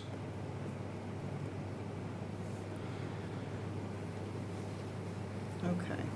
So here we have the presentation as our number 1. In our binder, you're seeing your press release, which is giving you an explanation of the number that he just supported with the $59,705.02, and that was published in the warrant. So the school committee request was published in the warrant at $60,798,942. Okay? So the total school allocation for fiscal year 2026 was, with the free cash, was 4.57, which was an increase over fiscal year 2025. Did I have that correct, Sean? That is correct. Thank you. So when we're looking at fiscal year '25 versus fiscal year '26, we're going to start off at fiscal year 2026 at $59,705,002, which is the number I just reiterated, giving an increase in the fiscal year 2026 of $2,002,695 and a percentage of 3.47 as an increase over 2025's fiscal year. So fiscal year 2025 was at $57,702,307. Did I get that correct? That is also correct. Thank you, sir. So we have free cash, and that's published in the warrant as well. And, oops, excuse me. And the free cash allotment that is being proposed to our town meeting floor is $631,634. And that is to items number 9, 10, 11, and 12, school transportation, school Medicaid, school Chromebooks, and school classroom technology. And those numbers add up to $631,634. Okay? And when you add in the fiscal year '26 appropriated and the fiscal year agreement that's being proposed here to this board, we are at 3.47 on the appropriated, free cash at 631, and the percentage increase was what was the agreement that our board is going to talk about, was at 4.57. Anything you'd like to add to that? I think I summed it up all right. You summed it up perfectly, Madam Chair. It is a lot of numbers. It is a so- lot of numbers, Yes, it and is. this board here has to interpret that. And so I'm going to leave it to Steve to take that, because I think I'm understanding it at this point. Sure. Thank you, Madam Chair. Sean, there's been a lot of questions and comments that have been floating around over the last couple of weeks, so I thought it would be good to ask some questions, try to clarify, where things stand and what the, best figures are. Where does the enrollment for the schools stand right now compared to where it's been historically, maybe over the last 5, 10, 15 years? So from what I have reviewed, enrollment has decreased, as we're aware. So right now, currently, if I look at the past 10 years, enrollment is down approximately 640 students. With the South Shore Regional VOTEC coming online and more students enrolling, there could be potential at least for another 30 to 35 students per year attending that regional school. So there's going to be a decline, but I think we're seeing that there is a steady decline currently. Now, I can't speak to what housing developments may attract families with students, but right now, as we're seeing, the trend is there is a decline in enrollment. Okay. Thank you. And you touched on one of them. What are some of the budgetary challenges facing the school system right now in addition to South Shore VOTEC enrollment? Well, I think one of the budgetary challenges facing the school is the COLA increases because their expense base is predominantly salary-driven. Okay. So they're facing the same challenges that we're facing, not only with inflationary costs that are increasing for their fixed or for their ancillary expenses, but at the same time, their COLA increases as well are also impacting their bottom line. Okay. And that $59.7 million figure that we just discussed, does that cover all the money that goes to the schools out of the town budget, or are there other costs that, the town provides as well and covers as well? So the town also provides or pays for fixed costs. That's for the debt service that's associated with the school buildings. That is also pension contributions to catch up for Plymouth County for those non-teacher-related positions that contribute to Plymouth County. We also have administrative costs that we also pay for, as well as other fixed costs like facilities, some benefits, as well as some postage. There's a lot of other little costs that are being borne by the town right now that help to support the schools. Okay, and roughly how much does that add up to? That, all told, is roughly about 15 million.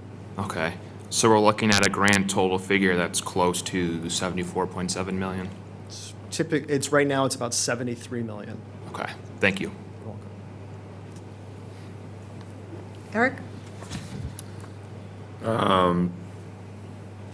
I guess one thing I wanted to just make a comment on is regards to how this meeting was put together and all the players, because I certainly didn't get wind of this. And I know it's going to say, well, we can't have all the select board members because we'd have to have a public notice, but that's, I think, my opinion is that that's what should have happened, is that we should have had a public discussion on this whole thing, in my opinion.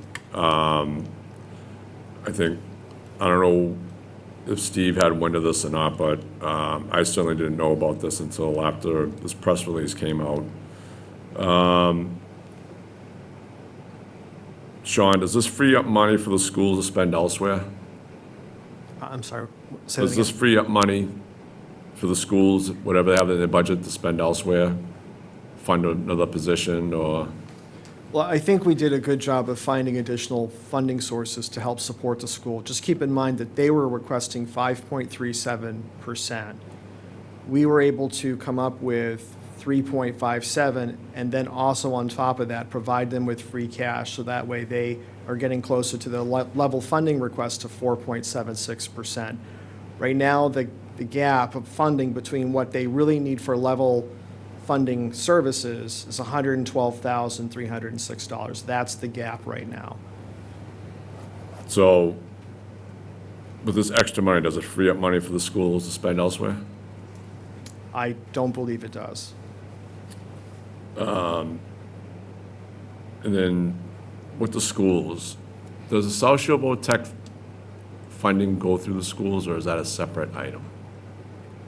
Currently, right now, the funding is going through the schools, but keep in mind that the allocation is just for a handful of students currently. Is it by law, or have we designed it that way to go through the schools? for the No, social- it's really up to the community to decide how they want to manage that. So we could separate that out from the Yes. school funding, right? Could. Okay, and in regards to the amount of money the schools are, every year that they're requesting for the schools, and I know you gave some interpretation on why and all that, do you think the schools should go through some kind of efficiency study and figuring out, what they could do better? Because I have no confidence in any of the school committee members in regards to really drilling down in regards to their budget. It just seems, when I watch them, everything's great, and we'll vote this budget for, no big deal, because the taxpayers are gonna fund it anyways because it's for the kids. As the last meeting I was seeing with Sean, he was crying about not getting enough money. So, your opinion, do you think that we should be doing some kind of efficiency on the schools in regards to if they can operate better? I think that's a good point, to maybe perhaps engage in some sort of consulting service to see if there's some lifts or some efficiencies that could be gained in some areas of the school operation. Just keep in mind, we have a new superintendent, and he has a different approach, so perhaps he may have some ideas as to how to streamline the school operation. I'm not an expert in school administration. I understand that mandates, unfunded mandates, are handed down quite a bit, and that's where their challenges lie, is because they have all of these mandates that are coming down and all these requirements they're trying to meet. At the same level, we're also meeting, I also have those same unfunded mandates being required of us as well. So it's a challenge not only on the town side, but on the school side. But to your point, it wouldn't hurt to maybe explore that. That would be a conversation I think that would be probably best had with the school committee at this point, to see if there is some way to bring in a consultant, a third party, to look at the school operation and see if there's any suggestions to streamline for efficiency purposes. Yeah, I mean, when you bring up the superintendent, I remember watching his interview meeting when he's applying to be the superintendent. Nah, he does not seem somebody that's a streamlined person whatsoever, in my opinion. In regards to the unfunded mandates you brought forward, mentioned here, that's another issue in, now that it's been taken up in regards to the matter of the MBTA housing. It'll be interesting how that goes forward in court, because that court decision could expand to other areas in regards to unfunded mandates going throughout all these communities that are being told by the state legislature that you have to do this, but we're not going to cover the costs, and they're going to lay it on the taxpayers. And we're already, I think, at this point right now, seeing what other towns are doing, and then potentially we could be in that situation in regards to a potential override. I think it's something that needs to be tackled in regards to these unfunded mandates, in my opinion. Other than that, Madam Chair, that's it. Thank you. Okay, so can you just clarify what it means not to have level funding and going into this cycle, what that would mean for the school and for the town? Certainly. So in order for the schools to operate at the same level of services that they provide, that's what we refer to as level funding. So for example, if they look at their COLA increases or contractual obligations and their potential, I believe that they have one contract they're trying to settle, in order for them to operate as they normally do or will as of today, that's called level funding. So that shortfall, or that gap of 112,000 will signal to them that there needs to be either some sort of cut or reduction in service, or they'll need to go into conservation mode and not necessarily have those expenses expended. Okay. So we know from sitting here how important it is to have an understanding of what the school committee is doing about taking care of the schools and the children and all of that. So we also need to be cognizant, as Eric mentioned, and Steve, I know, is fully aware of how we're moving forward with this and every cycle that we see, and understanding what is required of our town to either maintain services or we have shortfalls. So I know that these are the critical things that we're talking about right now, and how we go about that is a communicative type of scenario, and there's going to be a lot on the table as we move forward and get to fiscal year 27. And I just want to focus on fiscal year 26 right now, and that's why we're here today. So I would like to move forward and ask this board to understand how this is really a short-term solution, in my opinion, but it's going to make the schools operate the way they are expected. They're going to have to find this difference, but I am hopeful that we can have better communication going forward to figure this out, because the whole town's involved in this one.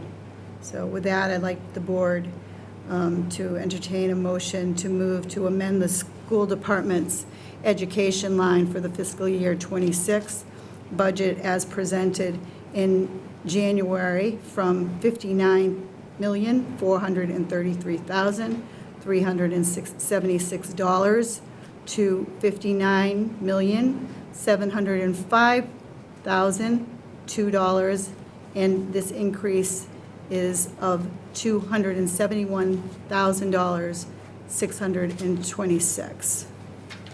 Okay, do I have a second? Second. Motion been made and duly seconded. Roll call is in order. Ms. Fidler? Aye. Mr. Darcy? Aye. Mr. Kelly? No. Vote passes 2-1. Okay, thank you. So we are going to get into our special town meeting warrant votes. And if you will find your warrant. Article number 1 is unpaid bills. And I'll ask our town administrator to bring us through this. Okay, Madam Chair, so as Town Council mentioned, we don't have to read the whole article in. This article is required to pay bills that were incurred at the end of the fiscal year. We have 5 unpaid bills that tally to $15,820.53, and the only way to pay them is with a town meeting vote. Okay, thank you. The board moves to support Article 1 in the special town meeting warrant for unpaid bills as presented. Do I have a second? Second. Motion made and duly seconded. Roll call is in order. Ms. Fidler? Aye. Mr. Darcy? Aye. Mr. Kelly? Present. Motion carries 2 and 1 in the present. Okay. The board now will go into Article number 2. Article number 2, will the town vote to amend the Marshfield Town Code, Division 2, General Bylaws, Position Classes? So I'm not going to read this entire thing, but Town Administrator, please describe the items that are being changed. So in Schedule A, which is our full-time category, there were 2 additions. There's a procurement officer, which is a level 15, and a mental health clinician for the Marshfield Police Department at a level 14. And in Schedule B, for part-time seasonal positions, we have a custodial, council on aging. These adjustments have been made by our HR department to be more in line for what we're paying these people. Custodian, council on aging category, 22 to 28. Food service manager at the council on aging, 26 to 33. Program activities coordinator, 26 to 33. Recreation site coordinator, 20 to 25. Recreation lead teacher, 20 to 25. Recreation group leader, 16 to 21. Recreational sports instructor coordinator, 16 to 33. Wire inspector, 16 to 33 per hour. Plumbing inspector, 26 to 33 per hour. Social day manager at the council on aging, $20 to $26 per hour. Mike, I just want to correct you. You said wire inspector 16 to 16, 33. not 26. Oh, pardon me, Yeah. 26 to Thank you. 33, thank you. Yep. So the article explanation, purpose of this article is to remove the intermittent police patrol officer position and add mental health clinician and procurement officer positions to Schedule A, and to make cost of living adjustments to the salaries of council on aging and recreation department part-time seasonal positions and wiring and plumbing inspectors in Schedule B, as our town administrator just went over. So the board moves to support Article 2 in the special town meeting warrant for personnel bylaw Schedule A and B as presented. Do I have a second? Second. Motion been made and duly seconded. Roll call is in order. Ms. Fidler? Aye. Mr. Darcy? Aye. Mr. Kelly? Present. 2 in the positive, 1 in the present. Thank you. Moving on to number 3, please. Michael? Yes. Yep, go ahead. This article inserts into the town's personnel bylaw the concept of paid parental leave, which is now required by state law. This allows the benefit for our, is already allowed for our town union employees, so all we're doing is mirroring what's allowed for them for our bylaw employees. Okay. And that is paid parental leave. And it's required by state law. Okay. The board moves to support Article 3 in the special town meeting warrant for personnel bylaw paid parental leave as presented. Do I have a second? Second. Motion been made and duly seconded. Roll call is in order. Ms. Fidler? Aye. Mr. Darcy? Aye. Mr. Kelly? Present. 2 in the positive, 1 in the present. Okay. And moving on to number 4. Michael? Number 4, this article requests the town vote to accept a provision of the Mass General laws that allows the town to add a place on tax bills or mailing to residents to make a voluntary donation to an elderly and disabled taxation fund administered by a 5-member taxation committee comprised of the elected chair of the Board of Assessors, the treasurer collector, and 3 residents to identify low-income elderly and disabled taxpayers in need of real estate tax assistance. Thank you. And this Article 4 is, and I'd like to remind you gentlemen that this was our select board, we voted on this a while ago, and this is to round up in our property taxes. And it was a 3-0 vote. Do I have I'd like to make a motion to support Article 4 in the special town meeting warrant for voluntary taxation aid donation under Mass General Law, Chapter 60, Section 3D, as presented. Do I have a second? Second. Motion been made and duly seconded. Roll call is in order. Ms. Fidler? Aye. Mr. Darcy? Aye. Mr. Kelly? Aye. The vote carries 3-0. Thank you. Moving on to number 5, which is in regards to the dog park and the photovoltaics.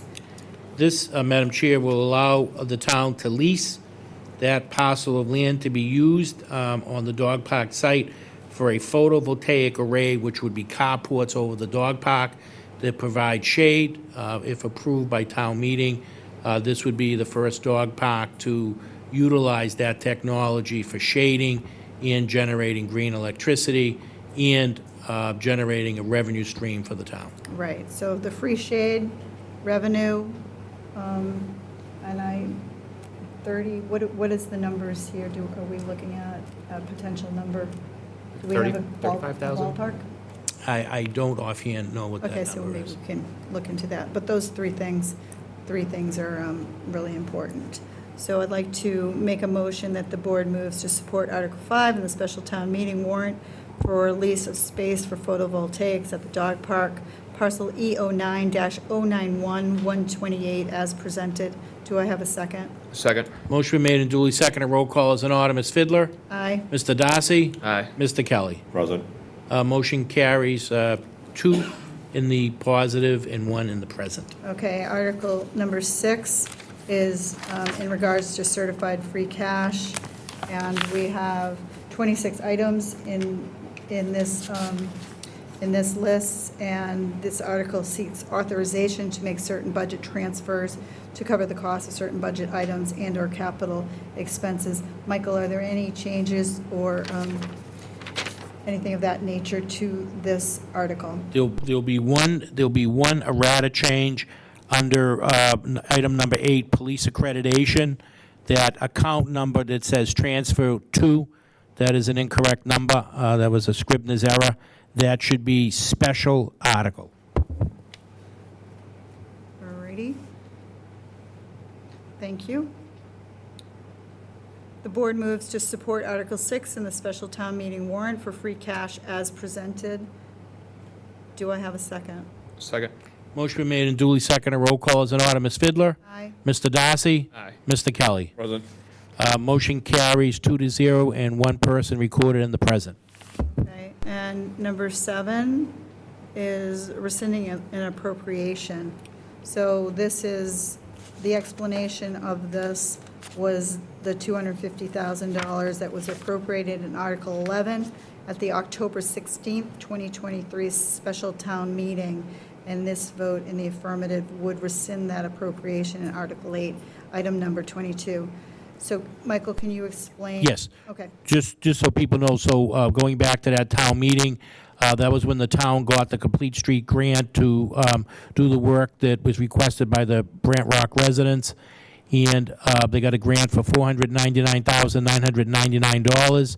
The DPW used $250,000 of their Chapter 90 money, and the town supported with another $250,000 of free cash. There was also listed in another article, $250,000 to be added for Phase 1 of the project. That was money that was not expended because the first phase of that project was $1 million. So this is money that's sitting in account that would come back to the town and then be reappropriated for something else in the future. Okay, and the $499,999 were complete streets, if my notes are correct? That is correct. Thank you. I'd like to make a motion to support Article 7 in the special town meeting rescinding appropriation in Article 8, item number 22 of the fall 2023 special town meeting as presented. Do I have a second? Second. Motion been made and duly seconded. Roll call is in order. Ms. Fidler? Aye. Mr. Darcy? Aye. Mr. Kelly? Present. 2 in the positive, 1 in the present. Okay, moving into number 8. This is to remove and reserve for future use the current 305-11.09 residential accessory apartment insert a placeholder in 305-1109 and note reserve for future use and insert the new section 305-12.07 protected accessory dwelling units. So this is a bylaw change. Michael, would you like to add anything else to this? Just that this article will address the change in state law regarding the creation of protected accessory dwelling units. Also, acronym PADU. All righty. The board moves to support Article 8 in the special town meeting warrant, amending zoning bylaws, protected accessory dwelling unit as presented. Do I have a second? Second. Motion been made and duly seconded. Roll call is in order. Ms. Fidler? Aye. Mr. Darcy? Aye. Mr. Kelly? Present. Motion carries 2 in the affirmative, 1 in the present. Okay, moving on to number 9. Number 9 is in reference to the protected accessory dwelling units as well. This article would replace the existing definition of a residential accessory apartment with a new definition that would comply with the state law and would cover both a detached PADU or an PADU contained within a single-family dwelling. So you're talking about a detached building and one within a single-family dwelling with this bylaw change. Okay. Did I get that correct? We got it? Okay, the interpretation is correct. The board moves to support Article 9 in the special town meeting warrant, amending zoning bylaw definitions, protected accessory dwelling unit as presented. Do I have a second? Second. Motion been made and duly seconded. Roll call is in order. Ms. Fidler? Aye. Mr. Darcy? Aye. Mr. Kelly? Present. Motion carries 2 with 1 recorded in the present. Okay, thank you. Moving on to Article number 10. And this is to add a new definition to the gross floor area in appropriate alphabetical order to Article 2 definitions 305-2. So we're talking gross floor area. And the explanation, this would create a new definition for gross floor area that would comply with state regulations for gross floor area. Okay. The board moves to support Article 10 in the special town meeting warrant, amending zoning bylaw definitions, gross floor area as presented. Do I have a second? Second. Motion been made and duly seconded. Roll call is in order. Ms. Fidler? Aye. Mr. Darcy? Aye. Mr. Kelly? Present. Motion carries 2 in the affirmative, 1 in the present. Okay, and now we're also going into Article number 11, which is also a zoning bylaw change. This article would comply with state law that requires that PADUs, as I described earlier, that acronym, be allowed by right in any zoning district that allows single-family dwellings either by right or by special permit. So this board moves to support Article 11 in the special town meeting warrant, amending zoning bylaw table of use, protected accessory dwelling unit as presented. Do I have a second? Second. Motion been made and duly seconded. Roll call is in order. Ms. Fidler? Aye. Mr. Darcy? Aye. Mr. Kelly? Present. Motion carries 2 in the affirmative, 1 in the present. Okay, moving on to Article number 12. Article number 12.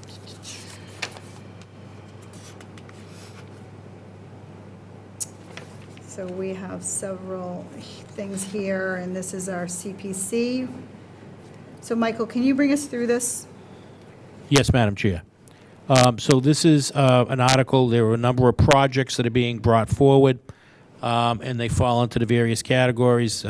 There's historic preservation projects, which is an update to the Daniel Webster Estate. There's historic preservation for the new roof at the Hills Fire Station. There's also a reserves for preservation of the Winslow House chimney structure. In open space and recreation, there's $750,000 for the new floors that will go in at the playgrounds and the schools. This will require, there is one Scribner error in this article. It says in item number 4, project to appropriate CPA funding reserve for ADA upgrades to the town ball fields. What it should say, you look at the explanation on number 4, it says funds will be used to replace the wood chip cover on the 5 elementary school playgrounds with poured-in-place rubberized floor, fall zone safety resurfacing to comply with new ADA requirements. So we'll have an errata sheet for that Have one. an errata Yep. sheet just for the project column within item number 4. Correct. Thank you. And then under open space and recreation, CPA will fund reserve for recreational trail upgrades. Also, open space and recreation, funding to improve the Marshfield High School baseball and softball fields.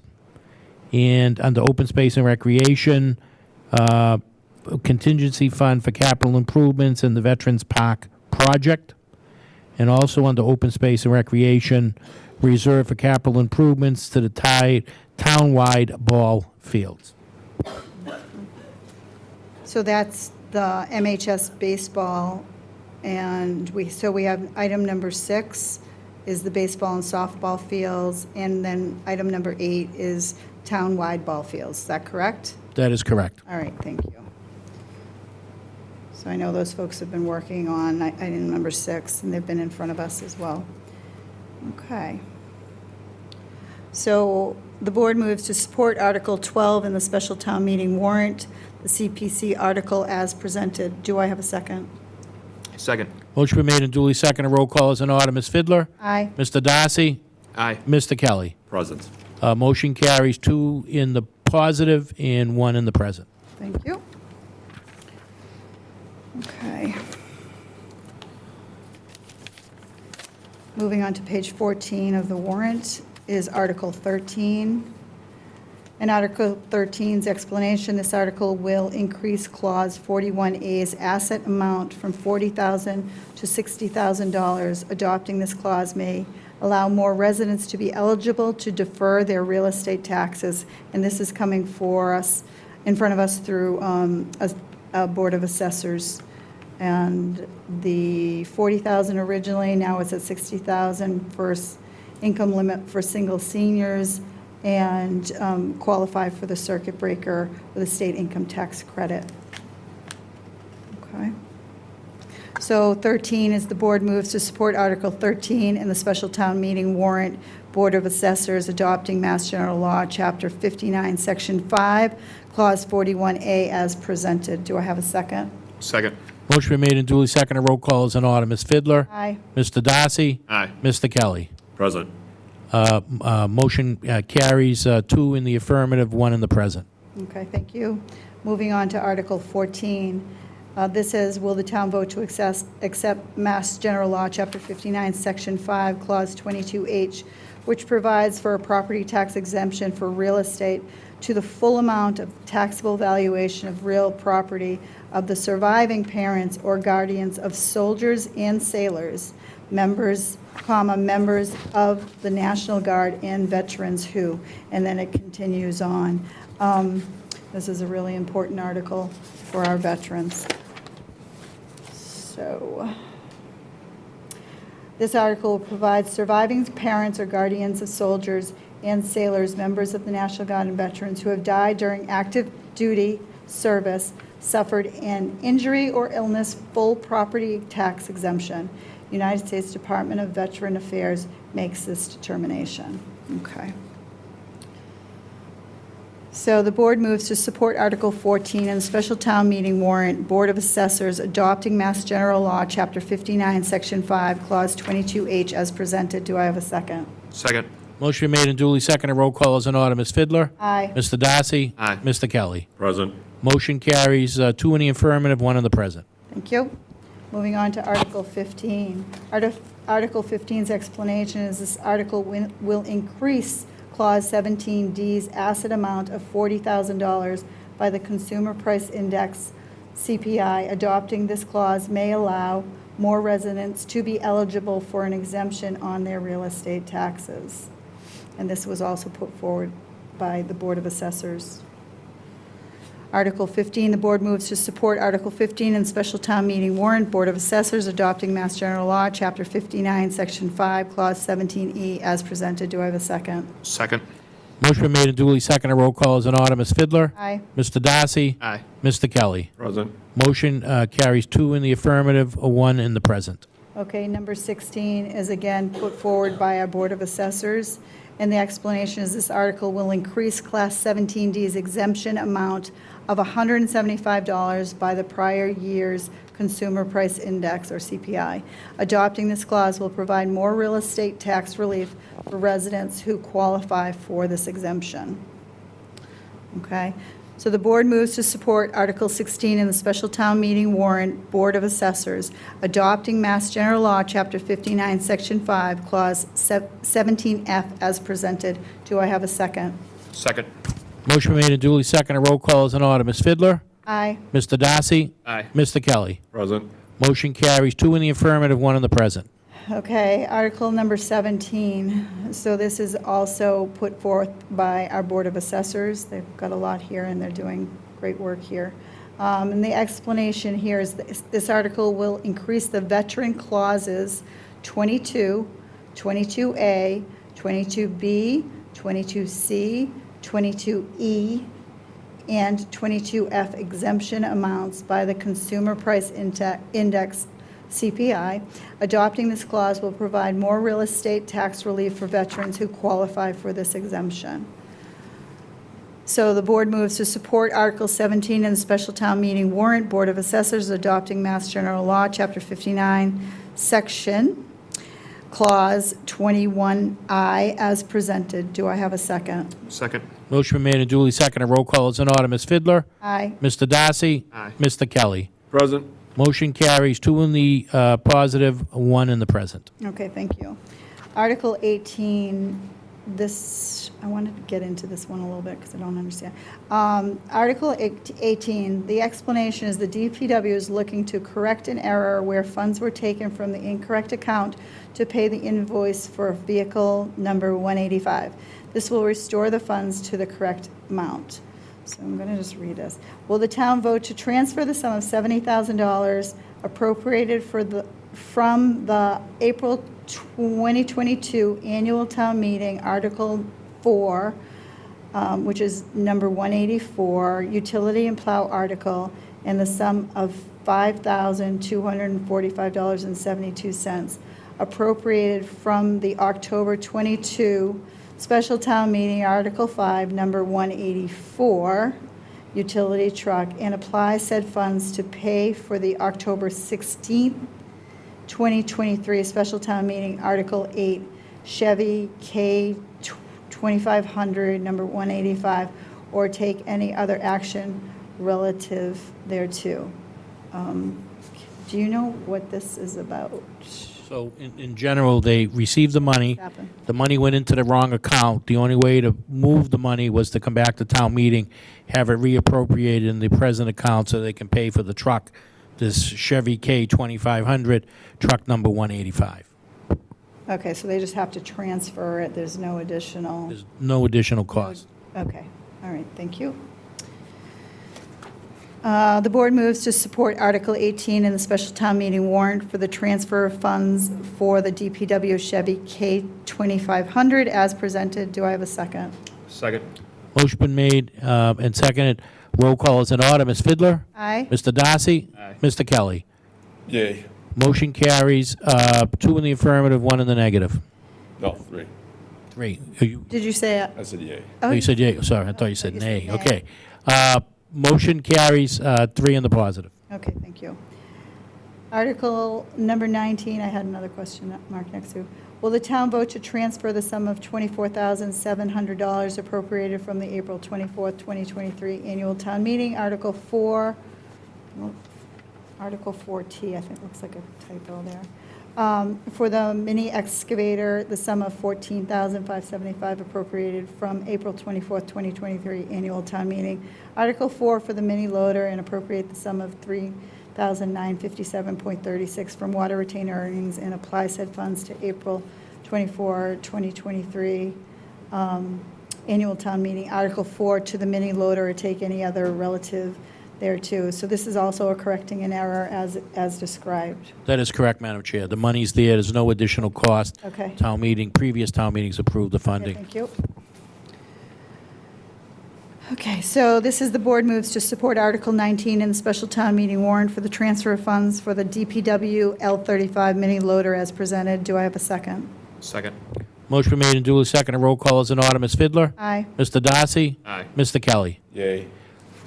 Unanimous support, 3-0 for this article. Okay. Number 20.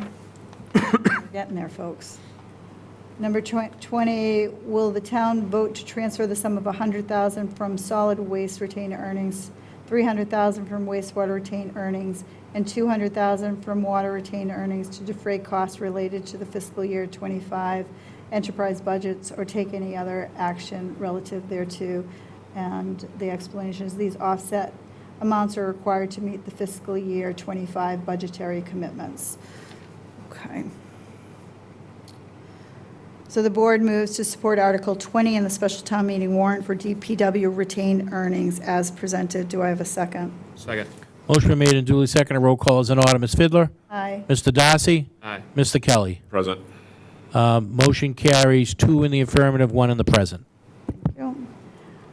Article 21, will the town vote to increase the fiscal year '25 wastewater residual waste appropriation by $130,000 from $178,606 to a total of $308,606 for additional wastewater residual waste funding, with said expenses being deferred by wastewater enterprise retained earnings, or take any other action relative thereto? Wastewater Division has increased additional costs due to the fact that the cost of disposal has increased significantly while the amount of disposal sites has diminished.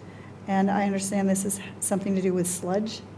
That is correct. So sludge is what's left over after they process it at the sewer plant. Okay. And you're correct. There are less and less places to take it. We have to travel more, and the cost, according to Sean Patterson, the costs are going up drastically.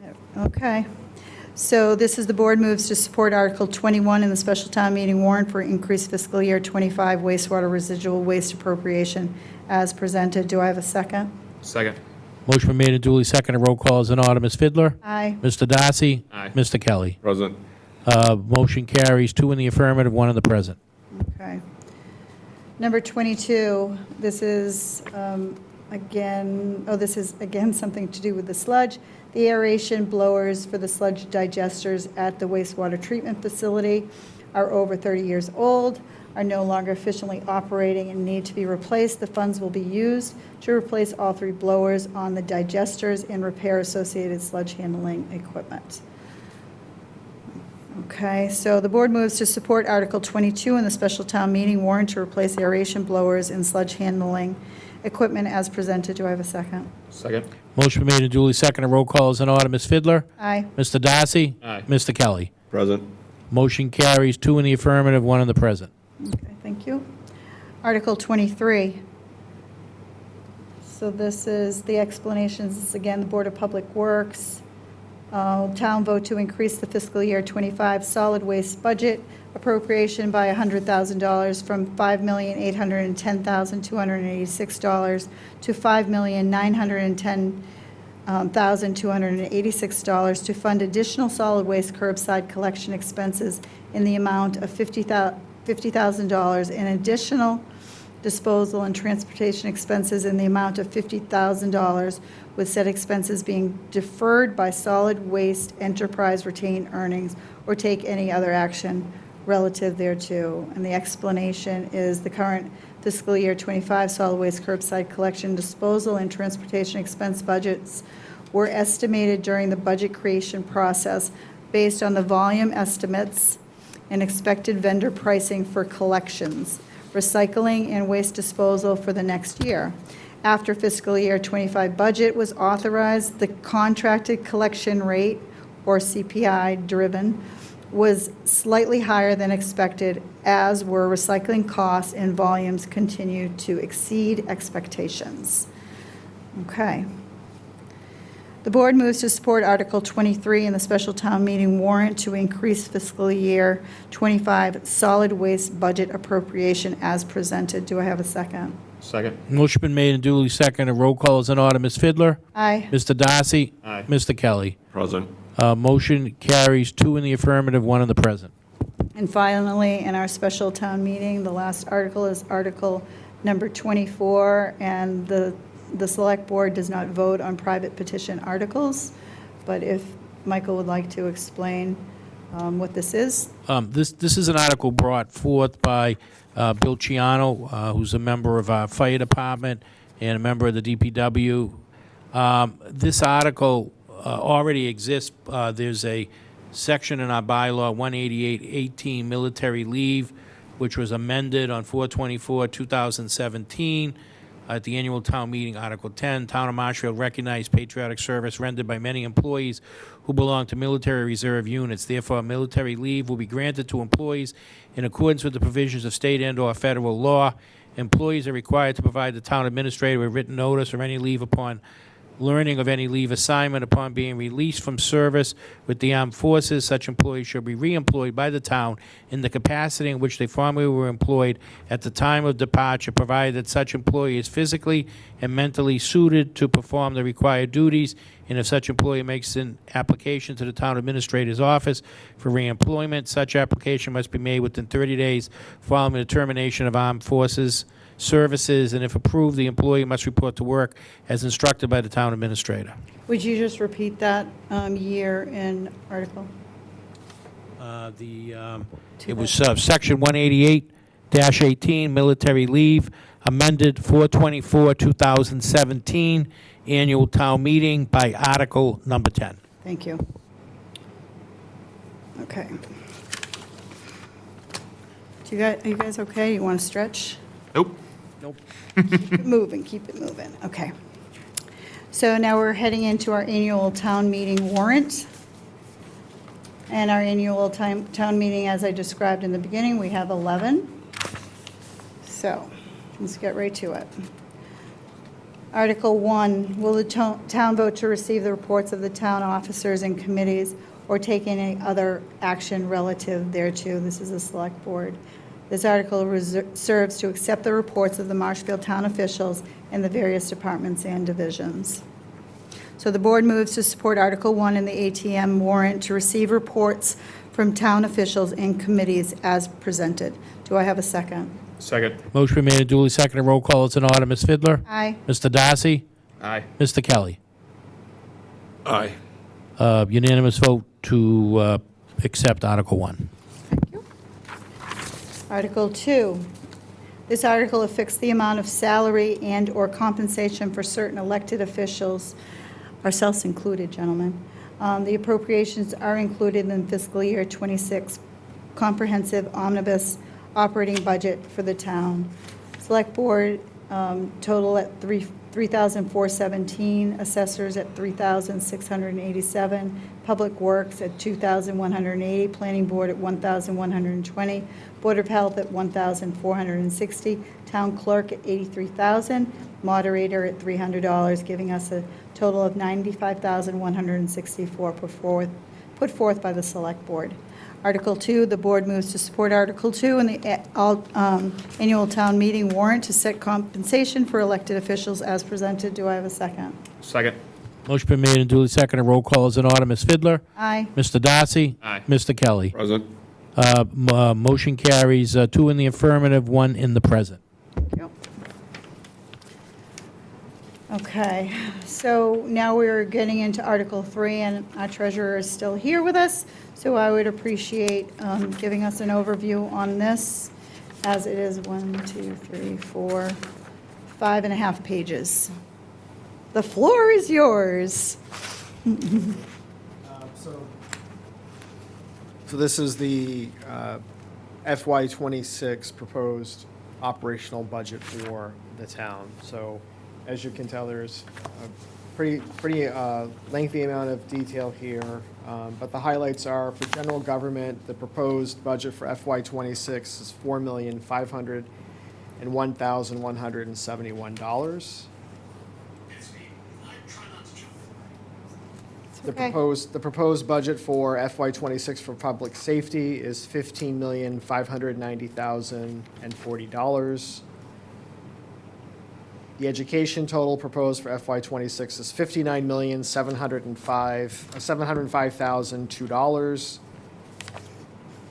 The proposed FY '26 budget for DPW general fund is $3,738,352. The proposed FY '26 health and human services budget is $1,553,361. The proposed FY '26 culture and recreational total for the town for FY '26 is $1,175,402. The proposed fixed cost total for the FY '26 proposed budget is $21,970,781. The proposed FY '26 debt service or debt total is $8,869,133. The assessments total is a total of $1,557,917.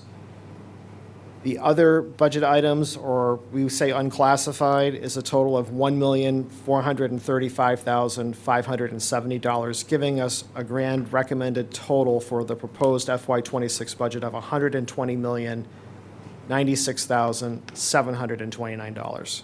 Okay, thank you. So the advisory board is recommending $120,096,729. That is Is that correct. where we are currently? We're going into that tomorrow night. Yes. Okay, thank you. So this article is the town's comprehensive omnibus operating budget article for fiscal year 2026. So the board moves to support Article 3 in the annual town meeting warrant as amended for fiscal year 2026 operating budget. Do I have a second? Second. Motion made and duly seconded. Roll call is in order. Ms. Fidler? Aye. Mr. Darcy? Aye. Mr. Kelly? Present. Motion carries, 2 in the affirmative, 1 in the present. Thank you. Article 4, this is put forward by our Capital Budget Committee, and they're meeting Wednesday night.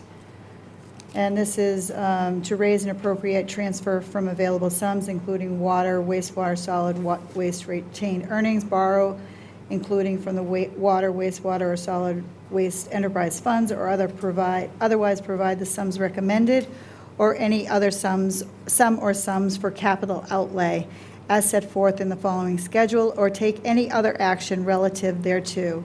So we have this in Appendix A. And this includes the fiscal year 26 request and the Capital Budget Committee recommending as we're going down this. Any changes to this? Are we? Yes, Madam Chair. Yes. So there's a Scribner error that will have to come out. Police Department tasers. We're going to take that out because the tasers were in last year's capital budget. That will come out, and at the end of this, it will change the number from borrowing supported by taxes. If you take the $192,000 out of the $2,084,000, that reduces that number of support by taxes to $1,892,000. And total expenditures, that number gets reduced also by the $192,000. So that would change the $3,104,000 to $2,912,000. Okay, I have that as well. So this article is the town's fiscal year 2026 capital budget, Article 56 of the town's general bylaws, and Article 5.6 of the town charter describes the compilation of the capital budget article. Full capital budget and amendments are on the website. And so I'd like to just reiterate total expenditures adding up to $2,912,000. And that's with the change of $192,000 in the negative on the borrowing supported by taxes. Okay? All right. Just a second here.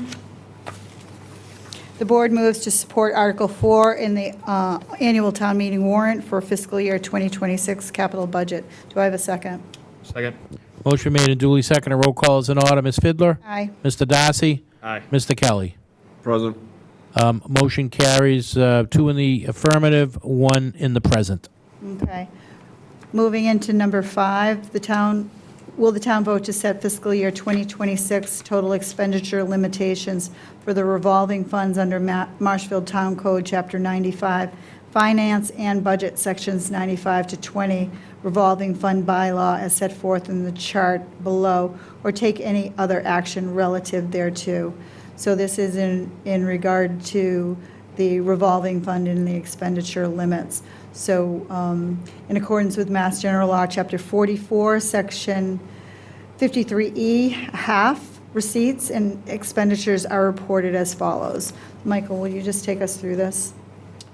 So the limits are set for the revolving fund. So integrated preschool is set at $298,681. Turf fields are at $251,209. Recreation, $157,576. Beaches, $490,083. The GATRA bus, $156,000. Senior Center General Services, $60,000. If you look on the opposite page, there's beginning and ending balances, and that's what sets. You have to, in order to set the revolving fund balance, you have to have the monies come in to substantiate the revolving fund. Yep. Okay, so this, as mentioned, this article establishes the spending authorizations for each of the authorized revolving funds, which is all that is required following the passage of the Municipal Modernization Act. Is it a statement? Or Statute. Statute 2016 was the year, C-218, Section 86. Okay, so that gives a little bit of a history to what that is. Okay, Article 5, the board moves to support Article 5 in the annual town meeting warrant for the revolving fund expenditure limitations as presented. Do I have a second? Second. Motion made and duly seconded. Roll call is in order. Ms. Fidler? Aye. Mr. Darcy? Aye. Mr. Kelly? Present. Motion carries 2 in the affirmative, 1 in the present. Okay, Article 6. This article will allow the Board of Public Works to accept the town's Chapter 90 local transportation funding that may be provided by the Massachusetts Department of Transportation. Funds are expended in accordance with Mass DOT Chapter 90, Section 34, 2A guidelines. Okay? So Article 6. The board moves to support Article 6 in the annual town meeting warrant for Chapter 90 funding as presented. Do I have a second? Second. Motion made and duly seconded. Roll call is in order. Ms. Fidler? Aye. Mr. Darcy? Aye. Mr. Kelly? Present. Motion carries 2 in the affirmative, 1 in the present. Moving on to number 7. Number 7 is an article to appropriate funds from funds received from the town's cable television providers, the money needed to support the public educational and governmental cable access services provided by Marshfield Community Media for the period from July 1st, 2025 through June 30th, 2026. And you'll recall, we just did this. So that is at 4%. So the board moves to support Article 7 in the annual town meeting warrant for Marshfield Community Media, PEG Access Services as presented. Do I have a second? Second. Motion made and duly seconded. Roll call is in order. Ms. Fidler? Aye. Mr. Darcy? Aye. Mr. Kelly? Aye. Motion carries unanimously. Okay. Number 8, the explanation on this is in relation to the replacing of the existing battery energy storage system, or BESS, and this is a bylaw change here. So Article 8 explanation, this language is to prohibit battery energy storage systems to be located in the Brant Rock Village Overlay, or BRVO. This change corrects the typo in the article approved at the 2024 Fall Special Town Meeting. So you'll notice in the last column under the overlay where it says BRVO, Brant Rock Village Association, that is now has a hatch mark, so. Okay, that's what that is. Article 8. The board moves to support Article 8 in the annual town meeting warrant for amending our zoning bylaws, battery energy storage as presented. Do I have a second? Second. Motion made and duly seconded. Roll call is in order. Ms. Fidler? Aye. Mr. Darcy? Aye. Mr. Kelly? Present. Motion carries 2 in the affirmative, 1 in the present. Okay. Number 9. Number 9's explanation is this language is to prohibit large-scale ground-mounted solar facility to be located in the Brant Rock Village Overlay, BRVO. This change corrects the typo in the article approved at the fall 2024 special town meeting. Article number 9, the board moves to support Article 9 in the annual town meeting warrant for amending zoning bylaws, large-scale ground-mounted photovoltaic installations as presented. Do I have a second?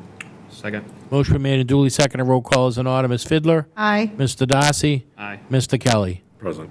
Motion carries 2 in affirmative, 1 in the present. Okay. Article number 10. Article number 10 has different items within it, and this is in regard to our CPC. So you'll notice 1, 2, and 3 have our 10%, and that amount is at $252,390 for those 3 columns. The last number under item number 4 is $125,000, and that is the set-aside. So the set-aside of $125,000 from fiscal year '26 CPA revenues for the administrative and operating expenses of the Community Preservation Committee is at $125,000, and the other 3 items, historic, open space, and affordable housing, are all at $252,390, and that's the 10%, as I mentioned. Is there anything else, Michael, you'd like to add? Nope. I think you covered it, and just the administrative expense is just standard 5%. Yep, thank you. So Article number 10, the board moves to support Article 10 in the annual town meeting warrant for community preservation article as presented. Do I have a second? Second. Motion been made and duly seconded. Roll call is in order. Ms. Fidler? Aye. Mr. Darcy? Aye. Mr. Kelly? Aye. Motion carries unanimously. Thank you. And we are at Article 11, and this is another petition, and we are not voting on this petition, but Michael, would you please explain? Sure. This is a private petition article by the Drosopoulos family. They're looking to develop their parcel of land that they own from the Venus all the way down to where Arthur and Pat's were. There was a change in the parking space requirement. As it reads now, parking in the BRVO, Brant Rock Village Overlay, is 1.25 parking spaces for each bedroom. They are proposing a change to that section 305-15-05 in the BRVO, Brant Rock Village Overlay, for 1 parking space for each bedroom. Okay, thank you. So that concludes our action item number 2 for our special town meeting and our annual town meeting. So we are moving ahead. Is there anything else I need to do for this warrant? We're good, right? it. Okay. Thank you, everybody. Maybe, Madam Chair, just remind people about the joint meeting tomorrow night. Yes, yes. It starts at 6 PM, is that correct? No, I think it's 7. 7, okay. So tomorrow evening at 7 PM, we have the joint advisory with the Select Board here in Chambers, and we'll be going over this again with our advisory board. Okay. So I notice we have a guest in the back of the room. Let's get to her. So let's go to item number 7, please, of our action items. I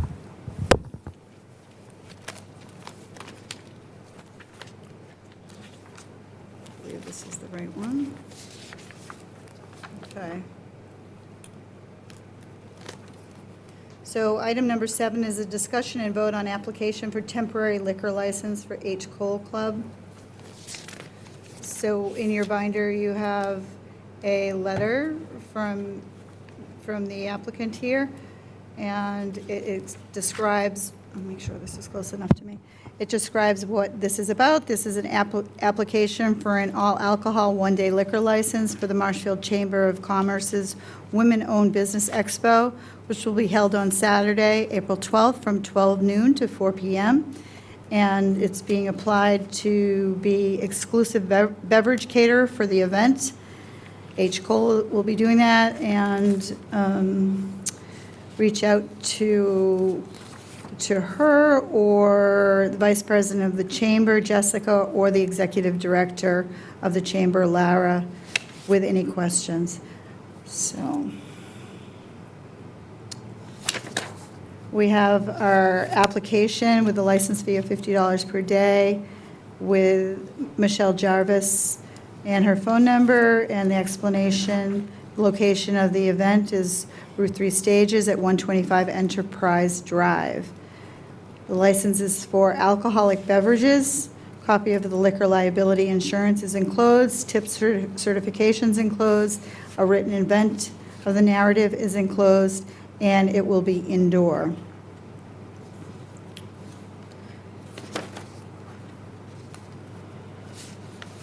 The purpose of the event is to highlight the wide array of women-owned and women-led businesses and organizations across the region. This includes nonprofits, health and wellness professionals, individual and business resources, makers, food and beverage vendors, and more. There will also be speaking engagements presented throughout the day. Business owners, families, and community leaders are encouraged to attend.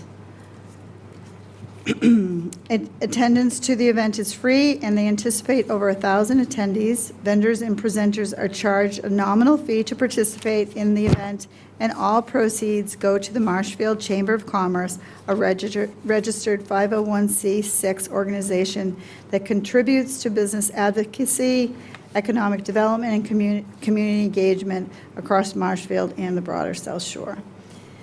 Okay. So you'll see we have liability naming Town of Marshfield, and we have we have liquor liability. So the liquor liability is all we need on this, Michael? Liquor liability naming the town additionally insured, you'll Okay. see at the bottom. Claims made, yeah, okay. Tips as presented. And police have no issue with this event. The event is indoors, and that's pretty much it. So this will be a great opportunity for everybody to get together. Have any questions or comments? No, thank you. Any questions or comments? I wish them fun. Yep, it'll be great. I hope to be able to show up. The board moves to approve a temporary indoor all-alcoholic beverage liquor license for Michelle Jarvis of H. Cole Club of Hummerock, Mass. for April 12, 2024, from 12 noon to 4 p.m. at Route 3 Stages located at 125 Enterprise Drive, pending sign-off from MPD, a copy of the liquor liability. We have insurance naming the town of Marshfield as additionally insured, and copy of tip certification for all service. Do I have a second? Second. Motion's been made and duly second. Just before I do that, Yeah. Madam Chair, when you read into the record, you said 2024, it's 2025. Oh, I Yep, apologize. just to be clear because of the tape, Yep, thank you. okay?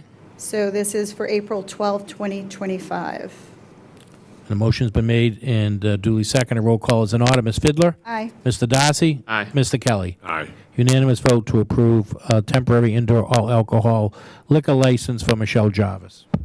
Okay, thank you. Thank you for sitting through. Good luck. We'll see you there. It'll be fun. Bye-bye.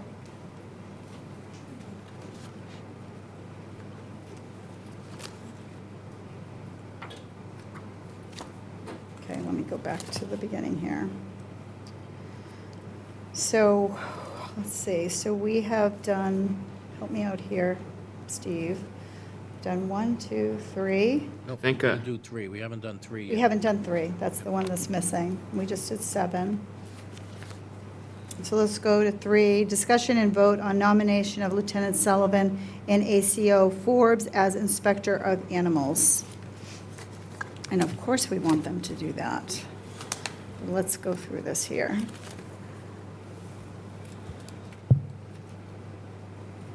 So this is acceptance of a nomination of Inspector of Animals, and William Sullivan has signed this, and we have it as dated 3/21/25. Okay. We also have a nomination here as well for Alexander Forbes, and that is also part of the record. Any questions or comments? no, thank you. Any questions or comments, Eric? I do have a question on the paperwork. And it says nominating authority.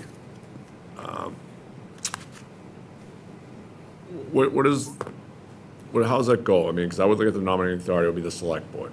Would I be correct instead of just one person's name? It is the select board's the nominating authority to the Commonwealth of Massachusetts, provided that they sign the application. So the animal control officer would need to sign her application. And then Well, I'm just looking at the nominating authority contact that says Lynn Fiddler. So would that be correct? yes, because she's the chair of the board. Yep. I understand this to read, I'm the contact, but the office is of the select board chair. Okay, I see what you're saying, but your vote would carry through on my ability for the authority to sign. Is that correct, Mike? That is correct. how I would If you look back, Mr. Kelly, on the previous one, Mr. Kilcoyne was the contact person. Also chair No, of the... that's, I saw that, but I saw the previous one. And so I'm just looking at between the nomination inspection animals reading how that laid out at the top, and then the nominating authority. And that was one thing I was wondering. I was like, well, it says Lynn, but all three of us would be the nominating authority. Would I be correct on that? Well, it I says, don't mind having Lynn as the contact. I'm just looking at the nominating authority should be the select board, in my opinion. this is coming from the state, so it's saying the director will review your nomination, and assuming appointment is confirmed, will return to you a certificate of appointment. So the authority would be within the select board, and the response would be through the Commonwealth of Mass, Department of Agricultural Resources, Division of Animal Health, to confirm that his appointment or her appointment, depending on what you're dealing with, would be confirmed. And the confirming portion of what I'm understanding would be our vote today. That's how I would read it. Okay. Okay? And then then we had the acceptance of The second. nomination of inspector of animals. So we have William Sullivan, which is dated and signed, but then we're having one for ACO Forbes. Alexandra Forbes. Yeah. Is she supposed to sign it as well and date it? She hasn't come by yet, but yes, Mr. Kelly, she would need to sign that also. So Yep. we can approve this, but she'll just have to come by later. Approved based on her signing it. Okay, all right. Okay, thank you. So the board moves to nominate Lieutenant Sullivan and ACO Forbes as inspectors of animals. Do I have a second? Second. Motion been made and duly seconded. Roll call is in order. Ms. Fiddler? Aye. Mr. Darcy? Aye. Mr. Kelly? Aye. A unanimous vote to approve. Thank you. Okay. It appears our evening is complete. Not yet. Can- You gotta do 8 through 12. 3 through 12, Okay. and then one adjournment. Yeah, maybe I need to, I'm going to take a 5-minute recess. We'll do a 3-minute recess just to kind of regroup. Do I have a second? Second. Motion made and duly seconded. Roll call is in order. Ms. Fiddler? Aye. Mr. Darcy? Aye. Mr. Kelly? Aye. Unanimous vote to take a 2-minute recess. 2 minutes. Let me just stretch.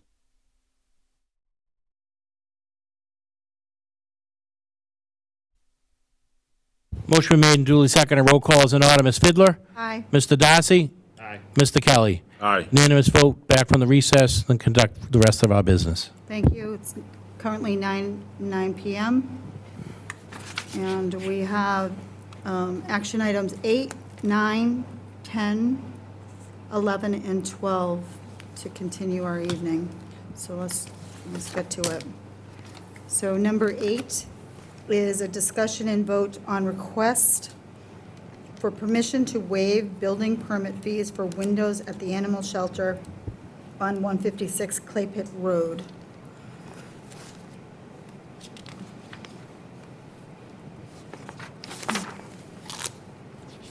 This is for permit C-25-31.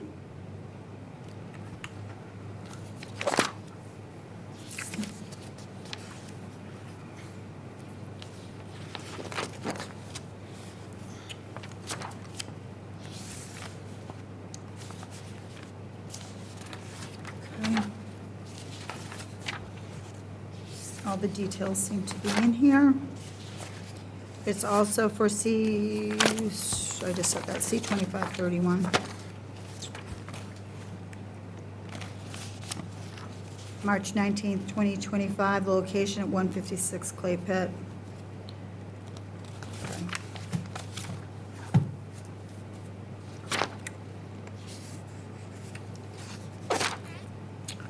All right, I don't see any problem. Do you have any comments or questions? Nope. Eric? None. Okay, the board moves to approve the waiving of all permit fees relative to the replacement of the windows at the animal shelter located at 156 Clay Pit Road. Do I have a second? Second? Motion made and duly seconded. Roll call is in order. Ms. Fidler? Aye. Mr. Darcy? Aye. Mr. Kelly? Aye. Unanimous vote to approve the waiver of fees. Thank you. Discussion and vote on request for permission to accept donation on behalf of the Ventris Memorial Library. And this is a donation from the Friends of the Ventris Memorial Library in the amount of $5,000 and will be used to purchase new materials. Do you have any questions or comments? Nope, much appreciated. Any questions or comments? Thank you. That's it. Okay. The board moves to accept on behalf of the Veterans Memorial Library a $5,000 donation from the Friends of the Ventris Memorial Library. The funds will be used to purchase new materials for the library. Do I have a second? Second? Motion made and duly seconded. Roll call is in order. Ms. Fidler? Aye. Mr. Darcy? Aye. Mr. Kelly? Aye. A unanimous vote to accept a generous $5,000 donation from the Friends of the Ventris Memorial Library. Okay. We also have a donation of $100 from Kathleen McKay in memory of Frank Allen. And this will be used to provide assistance for the health and welfare, morale, and/or financial need of our veterans and their dependents. Any questions or comments? Another wonderful donation. Agreed? Eric? Thank you once again. Okay. The board moves to accept on behalf of the Veterans Service Office a donation of $100 from Kathleen McKay in memory of Frank Allen. The donation will be used to provide assistance for health and welfare, morale, and/or financial need of our veterans and their dependents. Do I have a second? Second? Motion made and duly seconded. Roll call is in order. Ms. Fidler? Aye. Mr. Darcy? Aye. Mr. Kelly? Aye. Unanimous vote to accept the donation on behalf of Veteran Services. Thank you. Number 11, let me just go into my binder. Number 11 is fuel storage license renewals. I will read this off. So we are talking about the licenses and the DBAs, and we have the business addresses. Do I need to identify all the business addresses? Mike? Yes, if you could just read like license, DBA, business address into the record. Okay. So let's get this started. So license is Shoreline Aviation, Inc. Marshfield Municipal Airport is the DBA, 93 Old Colony Lane. Quirk Cars, Inc. DBA is Quirk Chrysler Dodge Jeep Ram, 830 Plain Street. Quirk Cars, Inc. DBA Quirk Kia South, 955 Plain Street. G.A. Williams and Sons, Inc. DBA Williams Coal and Oil Company, 717 Plain Street. Rote Marine LLC, DBA Rote Marine, 2205 Main Street. Speedway LLC, DBA Speedway, number 2470, 2139 Ocean Street. A.L. Prime Energy Consultants, Inc., DBA Prime Gasoline, 2170 Ocean Street. Colbia Enterprises LLC, DBA Shell, 2126 Ocean Street. Ocean Street Auto Repair and Service, Ocean Street Auto Repair and Services is the DBA, 2054 Ocean Street. Marshfield Country Club, DBA Marshfield Country Club, 515 Moraine Street. EM Realty Trust, DBA Public Petroleum, 1933 Ocean Street. Rand Handy Oil Company, Inc., DBA Rand Handy Oil Company, 900 Webster Street. McDougall Brothers Enterprises, LLC, DBA McDougall Brothers, 750 Webster Street. Ocean Bluff Automotive, DBA Ocean Bluff Automotive, 969 Ocean Street. Turnpike Auto Service Center, DBA Cedar View Filling Station, 430 Careswell Street. Brewer Green Harbor Marina, DBA SHM Green Harbor Marina, 239 Dyke Road. John W. Taylor, DBA Taylor Marina, 95 Central Street. Hopkinton LNG Corp., DBA Hopkinton LNG Corp., 226 Enterprise Drive. Okay. Any questions or comments? No, thank you. Eric? Nice You job. good? Nice job, Lynn. Yeah, with a little lifesaver in my mouth. The board moves to approve the aforementioned businesses read into the record for their annual fuel storage license renewals. These businesses currently hold fuel storage licenses, and the annual registration of these licenses needs to be filed with the state by April 30th, 2025, pending renewal form being submitted and fee being paid and sign off from the Marshfield Fire Department. Do I have a second? Second. Motion been made and duly seconded. Roll call is in order. Ms. Fidler? Aye. Mr. Darcy? Aye. Mr. Kelly? Aye. Unanimous vote to approve.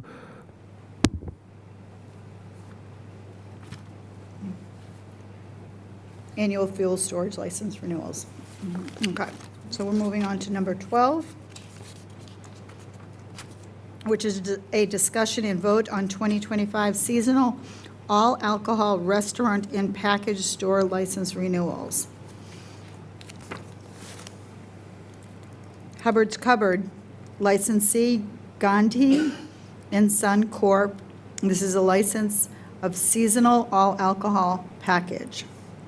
Jackinson's, Jaishama Corporation. This is a license one of seasonal all-alcohol package. Ocean Market and Liquor, licensee Ocean Market and Liquor, Inc., seasonal all-alcohol package. Rexicana Surf Cantina and Levitate Backyard, licensee Levitate Backyard LLC, seasonal restaurant all-alcohol. The Point Restaurant, licensee The Point Restaurant, Inc., seasonal restaurant all alcohol. Okay, so I need to just repeat, so on Rexicana Surf Cantina and Levitate Backyard, we're talking about a license 1 of seasonal restaurant all alcohol, license 2 of common vic, and license 3 of entertainment. So those are 3 licenses for that.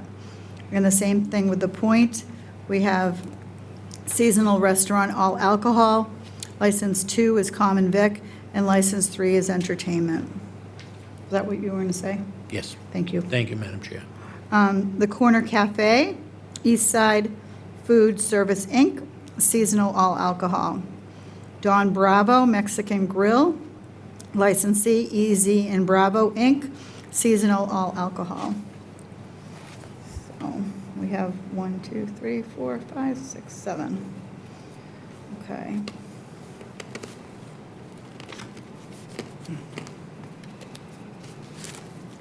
So the board moves to, you guys are all set with that? It's just making you thirsty, right?